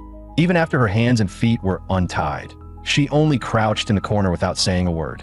Su Yuan reminded Inger not to keep her locked up for too long, or she really would go insane. But Inger's eyes actually lit up as she claimed this punishment was strange and effective enough to be added to the Black Forest Hunter punishments. She had already reported it to Lady Luji, and, according to the rules, a reward would be issued to the 3rd young master later. The moment Su Yuan heard the name Luji, cold sweat broke out all over him. That poisonous woman was one of his villainous father's most loyal confidants and was in charge of the entire Black Forest Guard. Su Yuan could not help asking Inger what exactly the reward was going to be. Inger answered honestly that Lady Luji intended to give it to him personally when the 3rd young master returned to the imperial capital. Those words instantly brought back some unpleasant memories for Su Yuan. He immediately told Inger to pass a message to Luji, saying he had no interest in any reward from that old auntie. After that, Su Yuan arrived at the small dark room, looking at Su Jinxian, who looked pale, exhausted, and pitiful. Su Yuan let out a soft sigh and reached out to pull her up from the ground. Su Yuan teased her, asking if she had been sleeping well these past few days in such a quiet and peaceful environment. With tears in her eyes, Su Jinxian cursed him, calling Su Changtian a demon and telling him to just kill her if he had the guts. Su Yuan smiled faintly and asked if he really was a demon. Then why was Miss Su not throwing his hand away? With that, Su Yuan let go. Su Jinxuan's expression instantly turned frightened and uneasy. Then she crouched on the ground, trembling non-stop. After enduring more than 10 days of inhuman torment, the fact that she had not gone insane already was impressive. It was only natural for her to react like this. Su Yuan thought to himself that this really made him look like the villain. Clearly, This woman was the one who had attacked him first. Then he reached out to Su Jinshin again, urging her to stop being so stubborn, take his hand, and go outside with him. Meanwhile, on the other side, Qin and Mo had already entered the secret realm inside Changhong Valley. The place was filled with massive demonic beasts covered in ghostly flames. Qin and Mo quickly asked the old master what those monsters were. The old master explained that these were demonic beasts corrupted by strange ghosts. After being killed, they would drop demon crystals, which were excellent supplements for the cultivation method Qin and Mo practiced. Qin and Mo was speechless. How was he supposed to benefit from them? As long as he was not stomped to death by those things, he would already be thanking the heavens. The old master told Qin and Mo not to rush. Some mortals who had once lived here had also been corrupted, and with Qin Mo's current strength, killing those corrupted mortals would be enough. The old master added that if Qin and Mo wanted to borrow his power to save that sweetheart of his, he had to take some risks. He then advised him that losing his head over a woman was a stupid thing to do, pointing out that if he had listened to him back then and cultivated the great Yin-Yang joy art, none of this would have happened. With one dose of joy powder, the deed would already be done. But Qin and Mo completely ignored that and pressed on, asking the old master what exactly strange ghosts were since he just mentioned the beasts were corrupted by them. The old master was a little surprised. He had not expected Qin and Mo to know nothing about strange ghosts.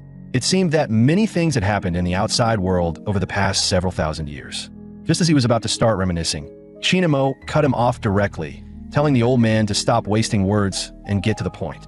The old master poked his fingers together pitifully, complaining that he had been stuck in this soul-nurturing realm for thousands of years with no one to talk to, forced to do nothing but study cultivation methods. Now that he had given Qin and Mo the cultivation method, Qin and Mo would not even chat with him for a moment. After that, the old master began explaining the origin of strange ghosts. These things came from the depths of the great wilderness and were extremely dangerous. Back then, if not for the surging Qi tide and the sudden rise of countless heroes, these strange ghosts might have already slaughtered the human race to extinction. Great Yin bordered the sea to the east, the barbarians to the north, the great desert to the northwest, and the ancient abyss to the southwest. Only the south was the most stable, precisely because it leaned against the great wilderness. In Qin Mo's original understanding, the great wilderness was nothing more than a barren land. He had never expected it to be this dangerous. The old master snapped back, asking what else he thought it could be. He emphasized that only saints could open up space, yet this secret realm had once been breached by a strange ghost, so Qin and Mo should now understand just how dangerous they were. The scene shifted. Back inside the Su Manor, Su Jinxian was eating slowly and carefully. Su Yuan watched her and guessed that she would probably stay stubborn to the end, refusing to reveal any useful information. But that was normal. If she could so easily betray the benefactor she valued most, then she would not be worthy of being one of the heroines of Sanyuan. Once Su Jinxian finished her meal, Su Yuan casually tossed her a plain silk handkerchief. He told her calmly and certainly not to worry, because he had not used it. Su Jinxian picked up the silk handkerchief and gently wiped the grains of rice from the corner of her mouth. But in the very next second, Su Yuan suddenly changed his tune, saying that he might have grabbed the wrong one, and that silk handkerchief seemed to have been used before. Hearing that, Su Jinxuan's face instantly flushed bright red. Seeing her reaction, Su Yuan smiled and said he was only joking. Su Jinxian gritted her teeth and demanded to know if Su Changtian found it fun to toy with her like this. Su Yuan replied calmly that if it were not fun, he would not have bothered in the first place. At that point, Su Yuan's tone suddenly turned serious. If Su Jinxian were not still useful, he would honestly prefer to kill her outright rather than tease her. After that, Su Yuan gave Su Jinxian two choices. The first was to send her back to the secret room and keep her locked up. But before he could even mention the second choice, Su Jinxian interrupted hurriedly, shouting that she chose the first one. After saying that, she started trembling again from the lingering fear of that room. Seeing this, Su Yuan could not help but wonder what exactly made her trust Mr. Qin so deeply. Su Jinxian explained in a low voice that she owed Mr. Qin everything. Hearing those words, Su Yuan burst into laughter. He sneered and mocked her, saying that his kindness really was beyond measure, considering he killed her entire family before raising her. Su Jinxian did not believe him at all, convinced that Su Yuan was just trying to sow discord between them. That was until Su Yuan took out a secret report from the Black Scale Guard and told Su Jinxian to read it with her own eyes. Su Yuan then asked her if she knew why Mr. Qin never taught her any cultivation methods. He stated bluntly that it was because the charm soul demon body was far too unpredictable. Mr. Qin was afraid one of his own subordinates might accidentally be charmed by her and reveal the truth about what happened back then. As he spoke, Su Yuan took out an ancient text about the charm soul demon body and told her to first confirm the facts recorded there, then decide whether she wanted to read the Black Scale Guard's secret report. Su Yuan left her with a final word, saying he would return in half an hour, and if she still insisted on her beliefs by then, he would say nothing more. After that, Su Yuan went out into the courtyard. Through the Black Scale Guard's investigation, Su Yuan learned that before Su Jinxuan's parents died, they had run a moderate-sized merchant guild around Jin City in Jiangnan Prefecture. There were two groups behind the attack on her family. One provided the funds, while the other provided the muscle. The ones who paid were 3 textile guilds in Jiangnan, and the executors were a group of bandits. But after the job was done, those bandits were wiped out by the same 3 guilds that had hired them. In the end, those 3 guilds acquired all of the Su family's businesses at a low price through legal auction. Since everyone who knew the truth had been silenced, even the Black Scale Guard found almost nothing when they thoroughly investigated those textile guilds. It had to be said that Qin Weijiu had handled this matter very professionally, but he could not account for the idiots among his subordinates. 10 years later, after changing hands several times, the Su family's assets ended up under the name of a man called Shi Tsang. This man was the older brother of the son-in-law of the Konghua Merchant Guild chairman. More importantly, the power standing behind the Konghua Merchant Guild was the very sect affiliated with Qin Weijiu's clan. Soon, half an hour passed. Su Jinxian had finished reading the entire secret report. Then she looked up and asked Su Yuan if there was any further evidence of contact between Mr. Qin and the Konghua Merchant Guild. Su Yuan immediately had someone bring over a large pile of account books. The records clearly showed that every month, the Konghua Merchant Guild transferred large amounts of silver, medicinal herbs, and other resources to Tianyu's sect, the sect Qin Weijiu belonged to. Looking at the mountain of evidence before her, Su Jinxuan's heart finally wavered. Even if Su Changtian had fabricated these books on the spot, there were simply too many of them to ignore. Seeing the conflicted look on her face, Su Yuan casually picked up one of the account books. He stated generously that if she needed the Konghua Merchant Guild's falsified accounts for comparison, he could order the Black Scale Guard in the imperial capital to send them over immediately.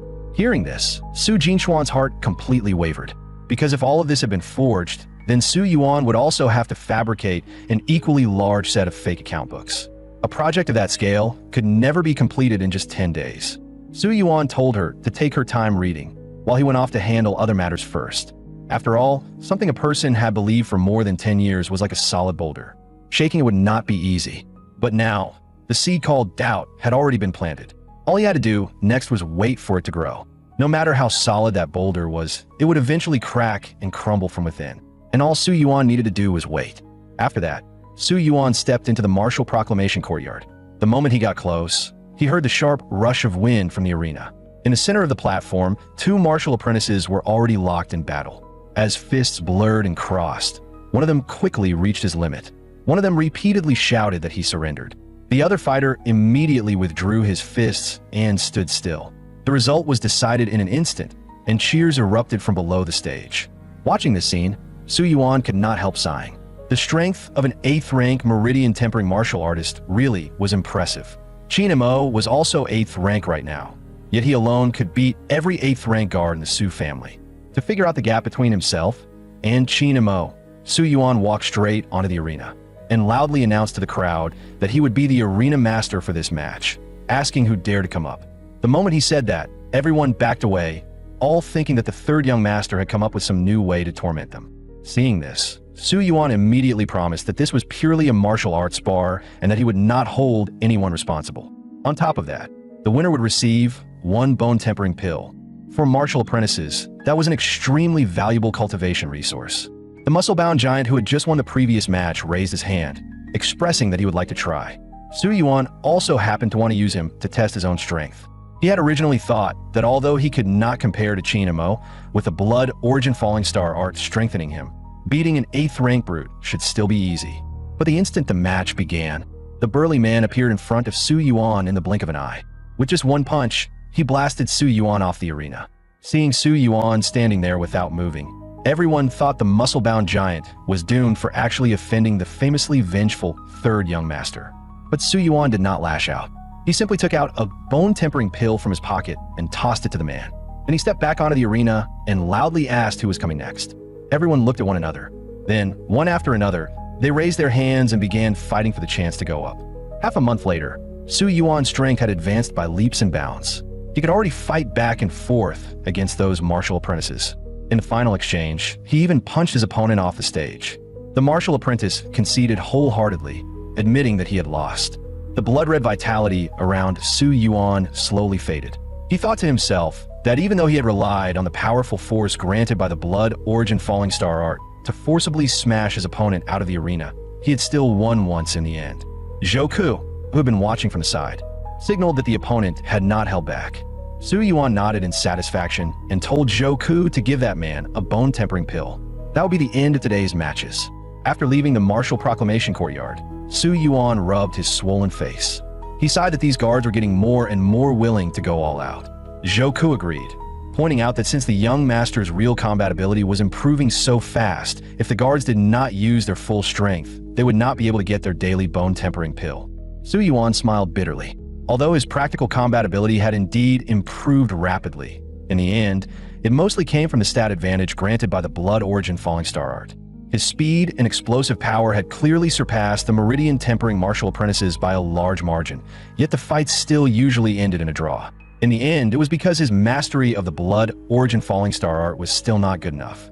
According to the description of the Blood Origin Falling Star art, once all its techniques were used skillfully, he should be invincible among those of the same rank. Just then, a maid hurried over. The maid reported to the third young master that Miss Su wanted to see him. A moment later, Su Yuan returned to the room. The entire room was in complete disorder.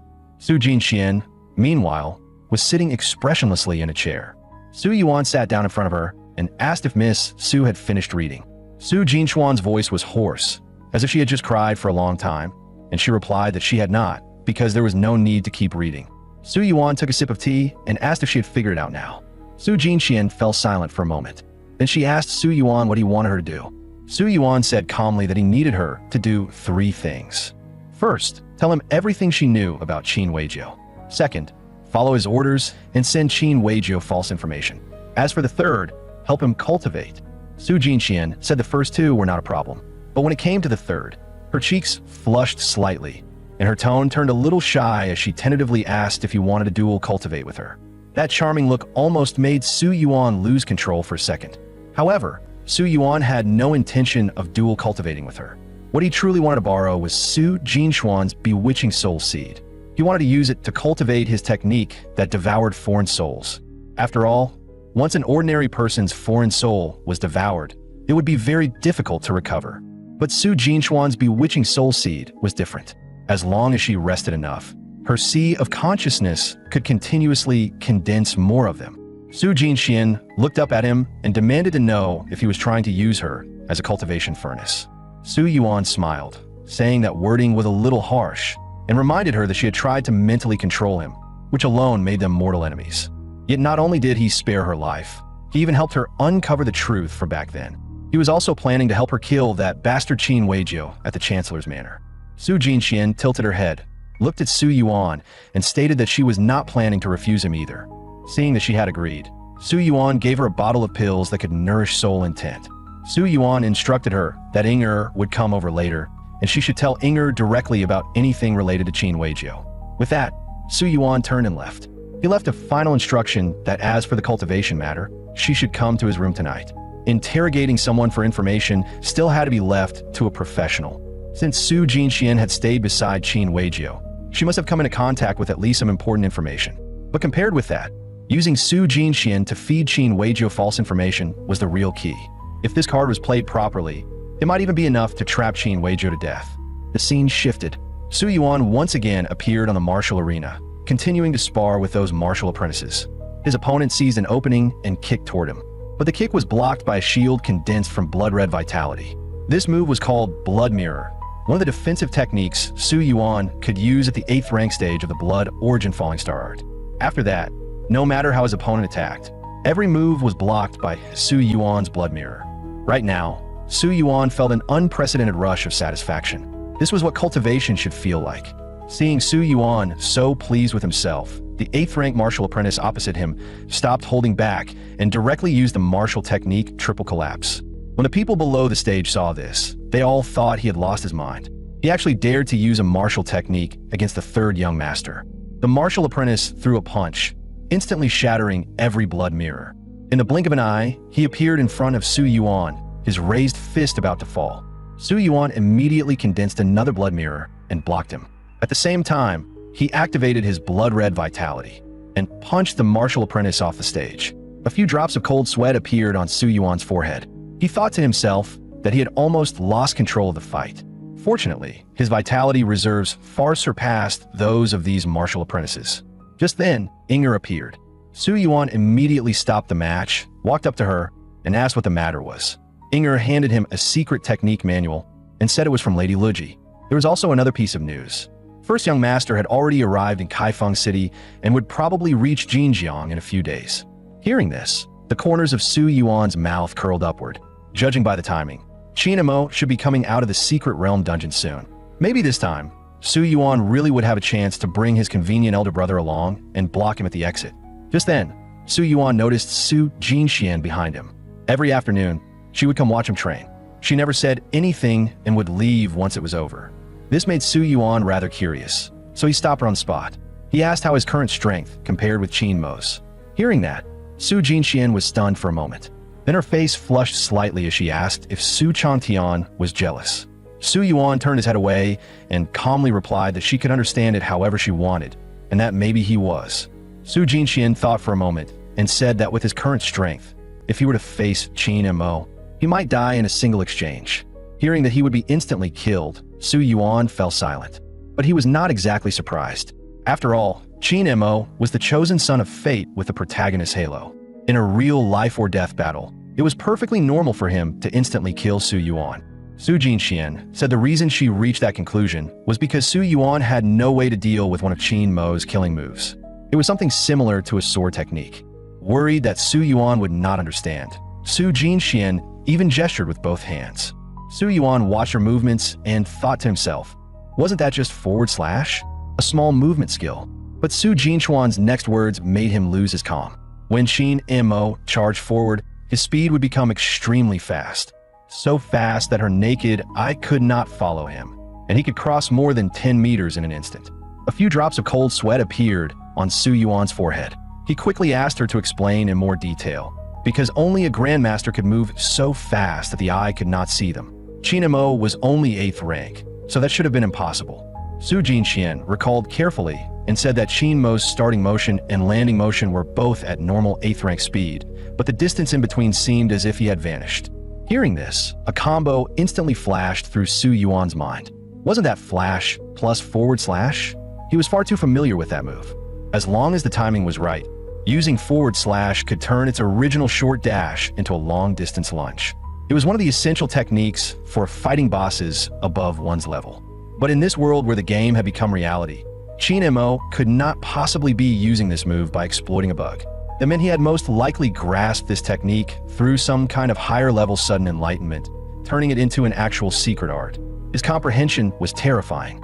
This man absolutely could not be allowed to live. After coming back to his senses, Su Yuan calmly stated that he understood. But Su Jinxian stared at him with a blank, wide-eyed look and tentatively asked if he actually believed her. Su Yuan replied that lying to him did not benefit her, and besides, she was one of them now. Seeing that Su Yuan fully trusted her, Su Jinxian revealed the flaw of Qin Mo's killing move. Every time he used it, he would enter a weakened state afterward. That was probably the price he paid for borrowing that power. Then she asked why he cared so much about Qin and Mo. Su Yuan turned his head and retorted that since she said he was jealous, they could just treat it that way. Su Jinxian pondered for a moment and agreed to treat it that way, adding that if he really cared about Qin and Mo that much, he would be able to see him very soon. Su Yuan was puzzled and asked what she meant. Su Jinxian took out a secret report from her sleeve, explaining that today Qin Weijiu had sent her a message saying Qin and Mo had already come out of Changhong Valley and wanted to save her. She added that Qin Weijiu wanted her to do everything she could to encourage Su Yuan to leave the city and kill him. Su Yuan immediately fell into thought. Why was Qin Weijiu's first task for Su Jinxian to make Su Yuan kill Qin and Mo? According to the logic of the plot, Qin Weijiu was not doing this because he wanted Qin and Mo dead. He wanted Su Yuan, the the third young master, to be killed by Qin Mo instead. Was Qin Weijio trying to make Qin Mo and the Chancellor's Manor become mortal enemies? But Qin Mo already had the blood feud of Burial Village with the Chancellor's Manor. Doing this would be completely unnecessary. Suddenly, Su Yuan seemed to realize something. He quickly asked Su Jinxian whether Qin Weijio had ever told her to investigate Qin Mo's village while she was traveling with him. Su Jinxian nodded and said she had. Qin Mo had said that the elders in the village treated him like their own child.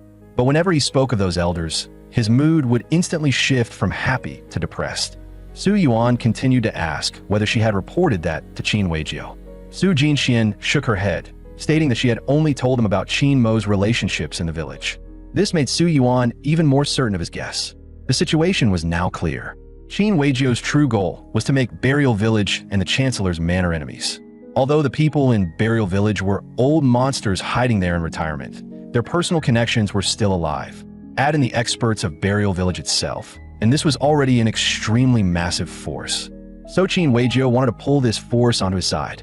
Without a doubt, it was a brilliant move. Unfortunately for him, Burial Village had already been wiped out. Su Yuan could not help sighing.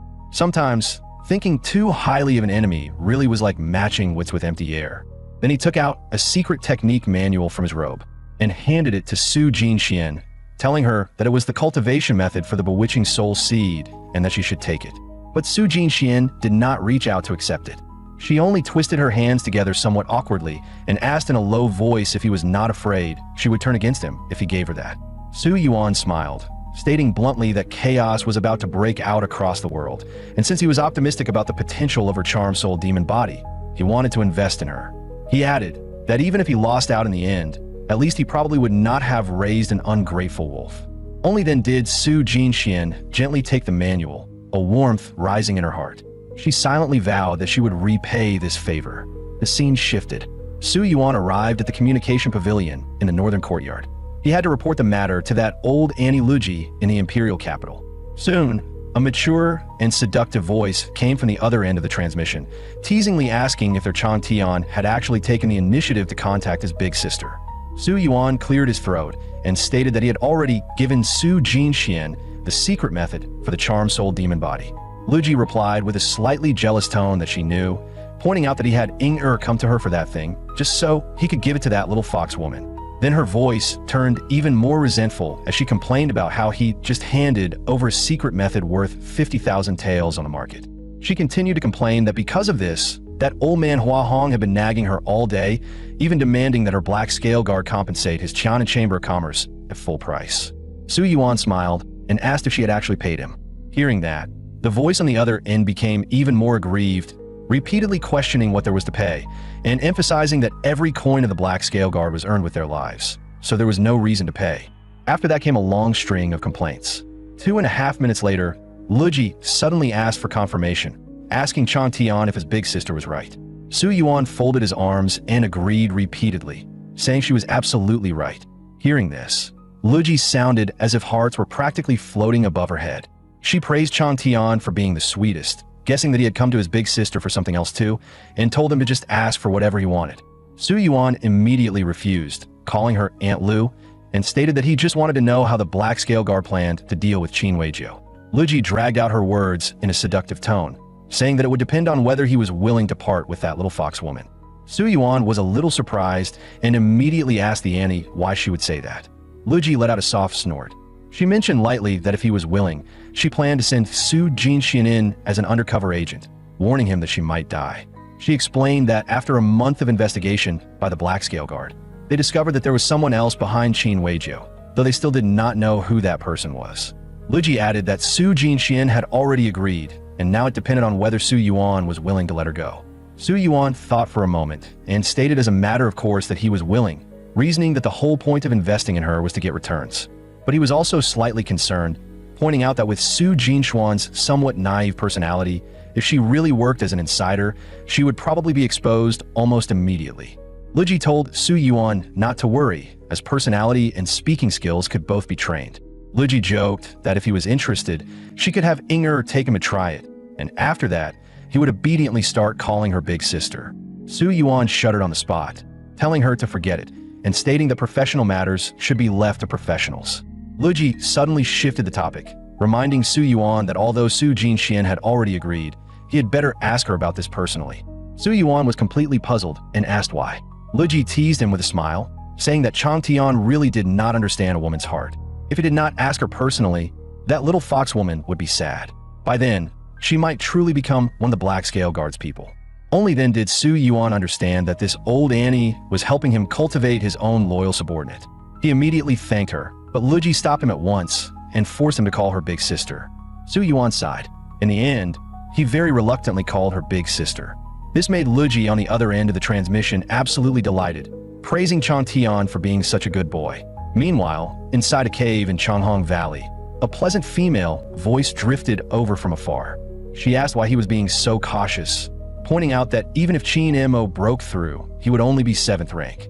Qin Weijio snorted, replying that he actually thought he was already being quite bold. He reasoned that Qin Mo had barely entered Changhong Valley before he came straight here without even looking at a map, suggesting that most likely someone was guiding him in real time.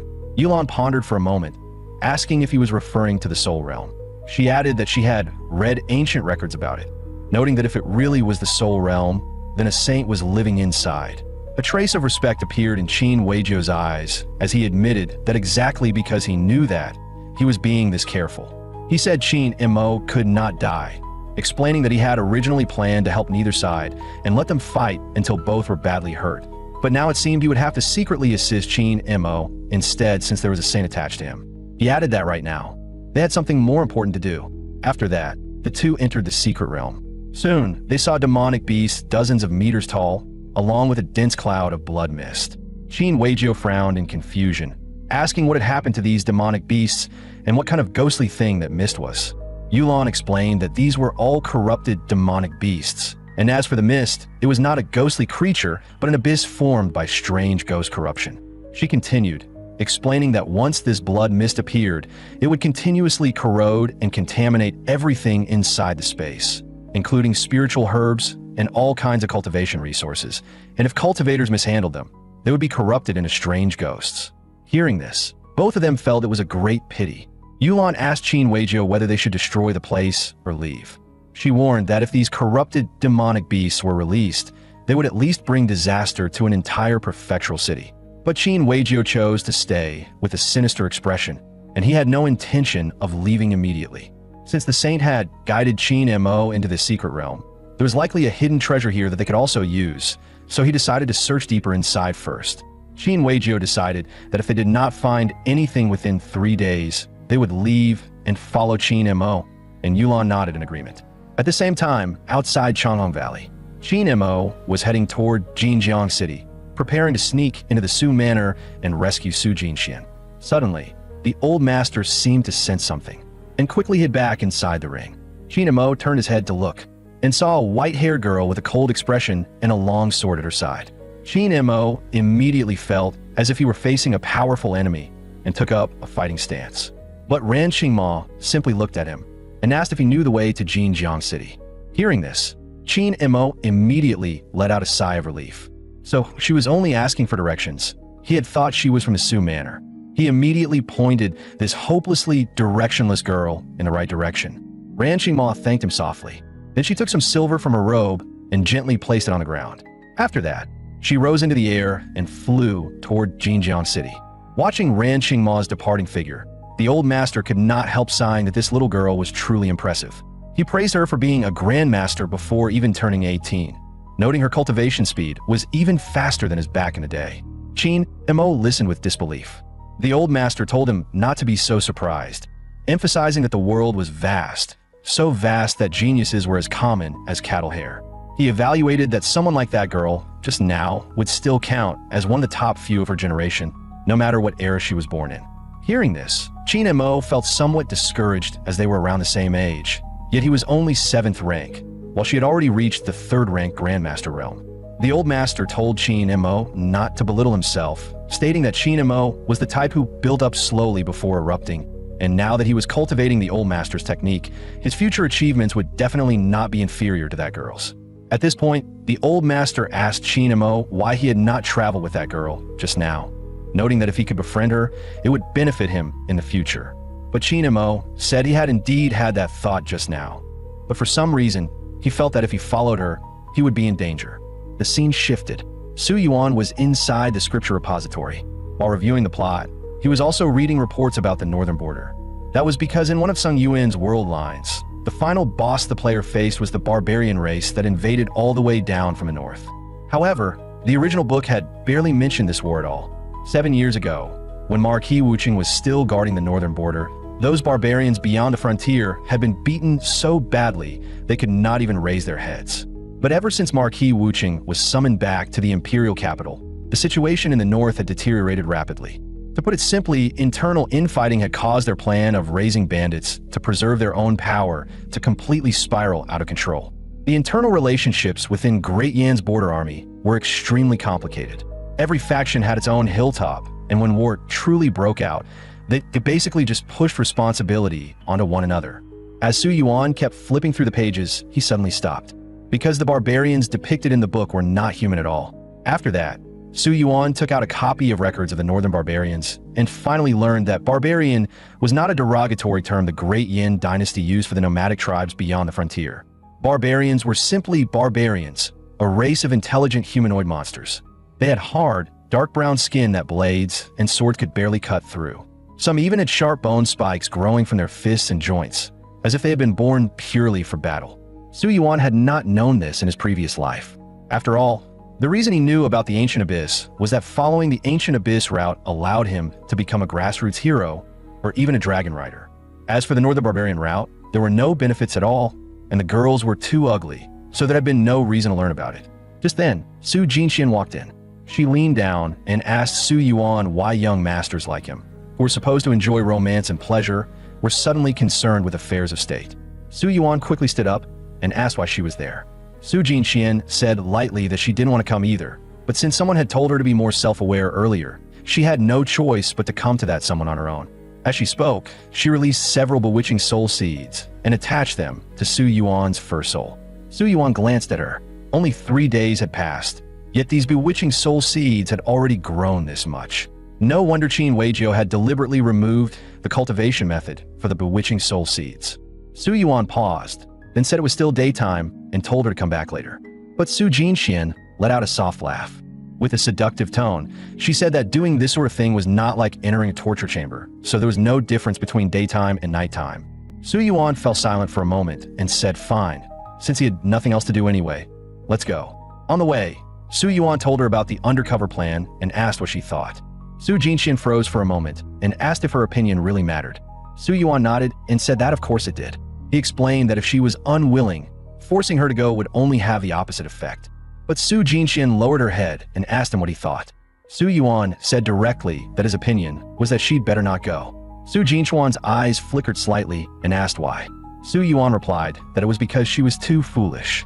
He explained that he did not mean that as an insult, but because all her emotions were written right on her face, and she did not know how to hide them at all.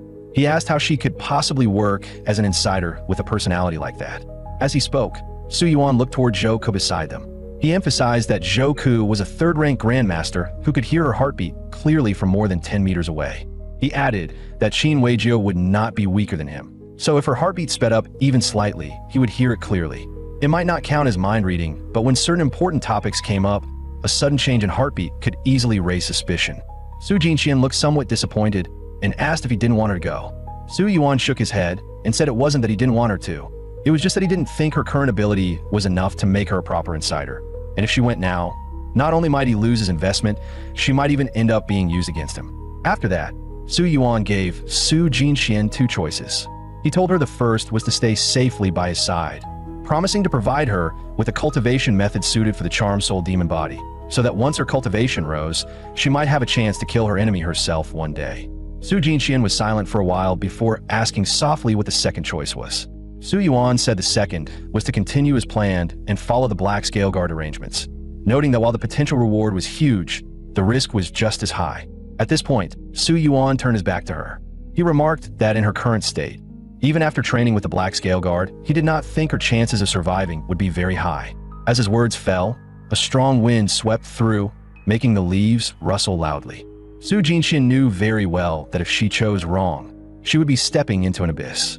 But in the end, she still chose the second path. Su Yuan was somewhat surprised, but he could understand, since she had no home to return to and was living under someone else's roof, rather than surviving on another person's charity. She might as well seize this tiny chance, risk everything, and take her fate back in her own hands. A moment later, Su Yuan walked out of the room, thinking that things had been developing quite smoothly lately. Su Jinxian was working very hard in cultivation. His foreign soul was also growing at a very satisfying speed. As Su Yuan became more and more skilled at using vitality, those 8th rank meridian tempering martial apprentices could barely touch him anymore. On top of that, his strongest trump card, Su Chang'e, had already arrived at Jiyuan City this morning, not far from Jinjiang City. In short, once his convenient elder brother arrived, combined with Su Yuan's own improvement in strength, even if he really ran into Qin Mo, he should at least be able to keep his life. Just then, Su Yuan noticed a group of servants standing by the lake. The moment they saw him, all of them bowed respectfully. Only one young man was half a beat slower. Not only was there no panic on his face, he looked completely calm, even carrying a faint sense of condescending confidence. Su Yuan immediately stopped the foreman and asked why those people were there. Hearing this, the foreman hurriedly told everyone to leave, then explained that these were newly hired servant laborers in the manor, and he was showing them around. A bad feeling instantly rose in Su Yuan's heart, wondering why there were new servant laborers at a time like this.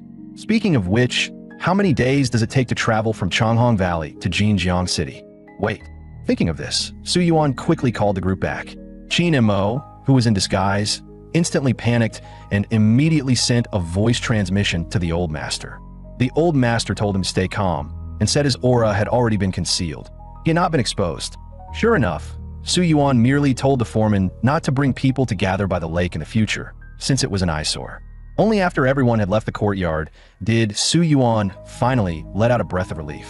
He guessed that the person, just now, was most likely Qin Mo. The reason he had not exposed him on the spot was that he was afraid Qin Mo would be cornered and directly take his life. He had not expected this guy to actually come knocking at his door. Su Yuan marveled that Qin Mo dared to come despite the 3 grandmasters and the great formation inside Jinjiang City. Were protagonists this bold now? Still, with a saint helping him, sneaking into the manor to rescue someone was not completely impossible. Just then, Zhouke walked over. Su Yuan quickly asked him whether he knew how the long-term servants and laborers in the manor were recruited. Zhouke said he did not know the exact process, but most of them were relatives of old servants in the manor. Many of them basically inherited the job from their families. As for third-class labor positions like the one just now, there were plenty of crooked ways to obtain one, and most of them were sold off to others. After all, the world was becoming more chaotic. Many people were fighting desperately to squeeze into powerful noble families as long-term laborers, even if it meant selling themselves as servants. Where there were buyers, there would naturally be sellers. These words made Su Yuan even more certain of his guess. Then he told Zhouke what had just happened. Zhouke was extremely surprised after hearing it. That was because he had not detected any aura from the newly arrived servants, so he wondered if the other party was an expert capable of blocking detection. Su Yuan guessed that Qin Mo had chosen to disguise himself as a laborer instead of directly sneaking in to rescue Su Jinxian, which meant he was still wary, so he probably would not take action immediately. So Su Yuan decided to keep everything as usual for now, to avoid alerting the enemy. At the same time, he told Zhouke to go to the communication formation and report the situation truthfully to Su Chang'e. If there was a high-level carry available for a boss fight, there was no reason to solo it. The most important thing now was to hurry up and call in the big shot. After Zhouke reported the situation to Su Chang'e gave Su Yuan 2 choices. First, Su Chang'e could return to the Su Manor in secret and directly kill Qin Mo. Second, he could rush to the Su Manor at top speed without concealing his vitality fluctuations at all, then kill Qin Mo with overwhelming force. These 2 choices looked similar on the surface, but they were completely different. The first option was only meant to kill Qin Mo and seize the Soul Nurturing Ring. The second option was not just about killing Qin Mo. It was also about crippling a few people hiding in the dark. Once those people realized that Qin Mo, the person they had placed a heavy bet on, was about to be killed, they would definitely step in to stop it. And anyone who came would at least have to be at Qin Weijio's primordial origin stage. That was exactly why Su Chang'e gave Su Yuan 2 choices. If a primordial origin stage expert really came to interfere, even Su Chang'e would find it difficult to kill all of them in a short time. And during that window, the saint's remnant soul inside Qin Mo would likely notice the 3 grandmasters inside the manor.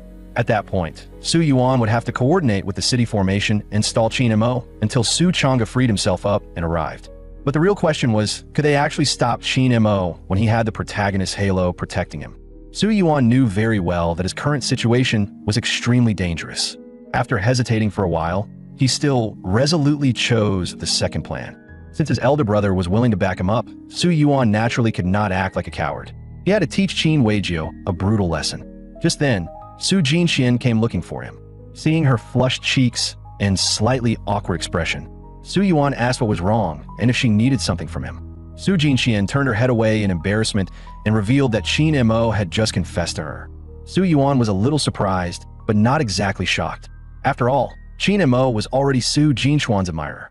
Still, why was Su Jinxian bringing this up on purpose?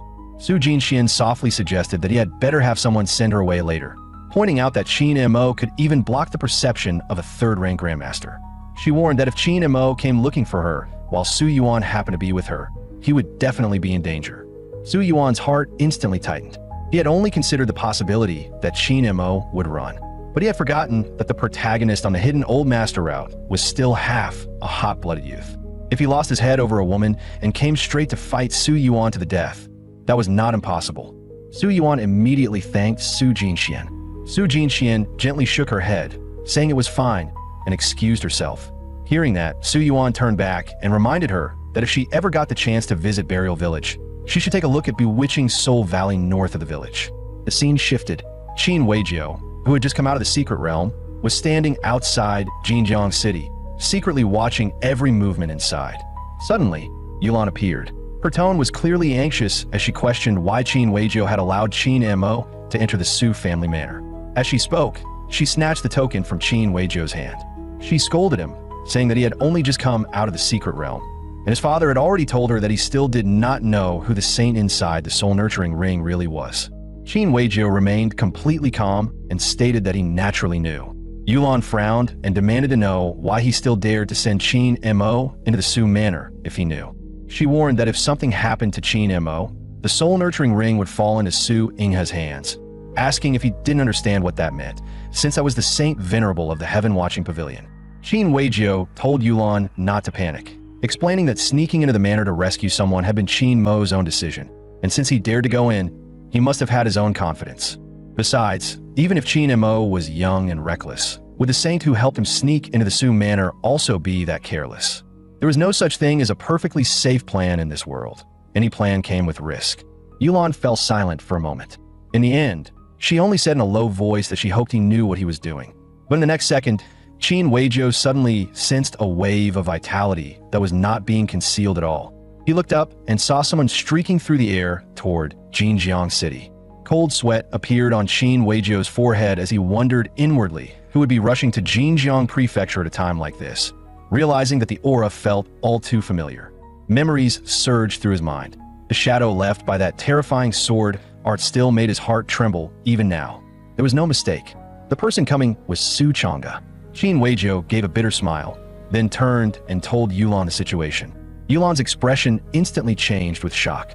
She asked in shock if he meant Su Chang'e, the son of the Qinwei Chancellor, the one who slaughtered his way through the Tianyuan conference back then, left countless souls beneath his sword, and nearly killed a grandmaster with only 3 strikes. She also wondered aloud why he would come here. Qin Weijio said he did not know either. But right now, they had to stop Su Chang'e. No matter what, they could not let the soul-nurturing ring fall into Su Inghe's hands. Qin Weijio immediately activated his vitality and sent Qin Mo a voice transmission, telling him that he had already been exposed. Then he put on the mask he had prepared in advance, intending to stop Su Chang'e under the identity of an old friend from Burial Village. Meanwhile, the completely unaware Qin Mo was lying on a bed, happily imagining his future with Su Jinxian. Qin Mo chuckled, telling himself that she was different and just slow to warm up. The saint could not listen anymore and mocked him, saying the girl hadn't even agreed to anything, yet he was already celebrating. The saint suddenly cut Qin Mo off, telling him to wait because someone was sending him a voice transmission. Then he turned toward the window. In that instant, a streak of golden light was flying toward them. The saint smiled and warned him that if he really wanted to save her, he had better move fast because a powerful expert was coming, and he could hold him off for half a quarter of an hour at most. Judging from the aura, the saint believed the person who sent the transmission should be a primordial origin stage expert. Chin Mo immediately asked the saint if this person could be trusted. The saint thought for a moment, then said in a low voice that there was an 80% chance it was true. He explained that with that person's cultivation, killing him wouldn't be difficult. So if he was warning him through voice transmission at a time like this, he was most likely an old friend of someone from Burial Village. The saint suggested that an origin initiation expert getting involved made this far too dangerous, and perhaps it was better to retreat first, reminding him that as long as he stayed alive, he would still have another chance. But Chin Mo could not accept that. He knew escaping was the safest choice right now. But if he ran, what would happen to Jin Xian? Was he supposed to repeat the past and watch someone important slip away from him again? He had already sworn to himself. He declared that everything he had lost, he would take back with his own hands, adding that he did not want to run anymore and asked his master for help. Meanwhile, on the other side, a loud hum echoed above Jinjiang City as a golden phantom slowly appeared in the sky. Countless attacks formed from condensed vitality blasted toward that phantom with terrifying force. The civilians below scattered in panic. When Su Yuan heard the commotion, he immediately realized that Su Chang'e had started fighting outside the city, and he figured Qin Mo's side would probably make a move soon as well. Zhou Ku quickly brought Su Yuan into an underground secret chamber to hide. As for Zhou Ku himself, he would join the other two grandmasters and stall Qin Mo. Su Yuan could not help sighing inwardly. Having his life protected by someone else really felt terrible. Suddenly, a loud crash came from above his head. The entire secret chamber began shaking violently. Su Yuan immediately knew something was wrong. This chamber clearly had the blue spirit formation to block perception. So why had the attack landed right above him? It seemed this place had already been exposed, and if he did not get out now, he would soon be buried alive. The moment that thought crossed his mind, the secret chamber collapsed with a roar. Su Yuan immediately activated his blood-red vitality and smashed the falling boulders one after another, forcing his way out from underground. But the sight before him left him stunned. A pitch-black curtain had covered the entire Su Manor, preventing Jinjiang City's grand formation from locking onto its target. At the center of that curtain, Zhou Ku, Inger, and Ciziu were locked in a brutal fight against Qin Mo. Qin Mo was maintaining the black curtain while facing the siege of three grandmasters at the same time, yet he still showed no sign of losing. But his current appearance was extremely strange, making him seem more like a soul body, leaving Su Yuan wondering if this was some kind of special technique. At that moment, the greatsword in Zhou Ku's hand let out sharp, whistling sounds. With a powerful swing, a black dragon roared out and charged straight toward Qin Mo. Although the attack failed to hit Qin Mo, it successfully tore open the black curtain. Just as Jinjiang City's grand formation was about to lock on a Qin Mo, that soul-like figure quickly formed a hand seal with one hand, and the shattered curtain repaired itself in an instant. Cold sweat appeared on his forehead as he shouted downward, urging Qin Mo to hurry up because he had already broken the formation on the Su Manor side, and insisting they had to capture the kid and leave immediately before they became trapped. The moment Su Yuan heard that, it felt like thunder exploded inside his head. Wait, was the person fighting in the sky not Qin Mo? If the saint had not taken control of Qin Mo's body, but had instead appeared directly as a remnant soul to face three grandmasters, then where was the real Qin Mo right now? While Su Yuan's thoughts raced, Instructor Wang, a peak 6th rank expert from the Martial Proclamation Courtyard, hurried over. Su Yuan immediately asked Instructor Wang what had happened to the others and where the guest experts of the 5th rank Soul Realm and 4th rank Body Fusion Realm were. Instructor Wang did not know either, only reporting that the formation in the Northwest Courtyard had been maintained by them earlier, and the formation spirit had probably run into danger. A terrible feeling rose in Su Yuan's heart. Su Chang'e had to deal with a 2nd rank Origin Initiation expert outside the city, while the three grandmasters were being held down by that old man's remnant soul. In other words, the only people guarding Su Yuan now were a group of peak 6th rank guards. If that was true, things were about to get ugly. Suddenly, a figure wrapped in murderous intent dropped from the sky and landed heavily in the main courtyard. Everyone looked closely and instantly recognized him. It was Qin Mo. After learning the truth, Qin Mo had flown into a rage and stormed into the Su Manor with his cheat-like old master. Seeing that Qin Mo had already reached 7th rank, Su Yuan knew that staying here with his current strength would only drag the guards down. He immediately jumped onto the roof, ready to make a run for it. But in the next second, he realized someone else had already tried to escape before him. The moment those people touched the black curtain, their first souls were drained dry, and they died on the spot. Now Su Yuan had nowhere left to retreat. The entire Su Manor had practically been reduced to ruins, and corpses were scattered everywhere he looked. Only one squad of 6th rank guards was still struggling to hold the line. If Qin Mo killed them too, Su Yuan would have to face the story's protagonist alone. Rather than stand there waiting to die, he might as well jump in and fight with everything he had. Maybe there was still a sliver of a chance to turn the situation around. With that thought in mind, Su Yuan moved directly behind the guards. He started mocking Qin Mo, trying to shake his focus so he could not concentrate on breaking the formation. But Qin Mo completely ignored him. So Su Yuan decided to crank things up, asking if he was Qin Mo, and taunting that Jin Xian kept calling his name in bed and telling him to watch out, to the point where his ears had almost grown calluses. Hearing the woman he loved being humiliated like that, Qin Mo finally lost his composure. He slashed down with his sword, nearly shattering the guard's defensive formation in one blow. Su Yuan immediately realized that the provocation was working. He secretly activated his blood-red vitality and continued throwing out even more vicious words. Qin Mo knew Su Yuan was deliberately trying to ruin his rhythm and force him to burn through his strength faster, so he forced himself to calm down. But seeing that, Su Yuan only pushed harder, taunting that he had come too late and that if he had shown up earlier, things might have been different, but now Jin Xian belonged to him body and soul. Su Yuan even offered to tell Qin Mo exactly what had happened between him and Jin Xian that night. Qin Mo erupted in fury and roared at him to shut up. His voice was almost a beast-like roar. Blue lightning gathered wildly around him, carrying overwhelming force as he slashed straight at the 6th rank guards in front of him. In an instant, the formation's backlash spread outward, and the 6th rank guards were blasted away by that terrifying power. But that sword had also overdrawn Qin Mo's body, causing severe backlash. Blood spilled from the corner of his mouth, and only one thought remained in his mind: to kill. Qin Mo took his stance again, and the long sword in his hand let out a sharp whistle. In the next second, he vanished from where he stood. But what Qin Mo did not know was that Su Yuan had been waiting for this exact forward slash. At almost the same instant, Su Yuan activated his blood-red vitality and charged straight at him. Su Yuan shouted Blood Phoenix drill, deciding to take the gamble and bet on whose life was harder. With a thunderous crash, Su Yuan was violently blasted back by the surging vitality. Yet when he landed, he realized he had not been hurt at all. Qin Mo, on the other hand, now had a bloody hole drilled straight through his abdomen. Su Yuan secretly let out a breath of relief. Thankfully, Su Jinxian had told him about Qin Mo's move in advance. Otherwise, he really might have died here today. The teleport-like sword technique Qin Mo had suddenly comprehended was indeed terrifying, but once it was exposed ahead of time, all Su Yuan had to do was set a trap along the path Qin Mo had to pass through and wait for him to crash into it himself. At that moment, the few remaining guards quickly surrounded them. Qin Mo was badly wounded, his aura fading fast. He was clearly at the end of his rope. Su Yuan did not waste a single word and immediately ordered the guards to kill Qin Mo. Qin Mo forced himself to stay upright, gripping his sword as he struggled to defend. But in his current state, there was no way he could still fight several 6th rank guards. Just as Qin Mo was about to be killed on the spot, a surge of blue vitality suddenly wrapped around his body.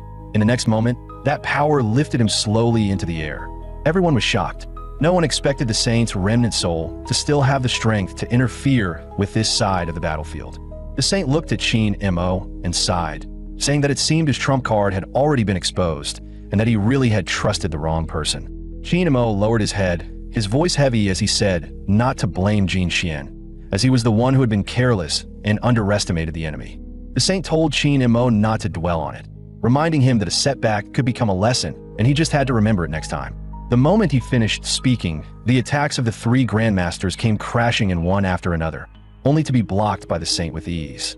He remarked that leaving now would not be difficult, but after this, he might fall asleep for a very long time, and from here on, Qin Mo would have to rely on himself. With that, the Saint unleashed his power. He formed hand seals, and a blue Buddha phantom slowly appeared behind him, quiet and solemn. In an instant, everything around them seemed to be swallowed by darkness.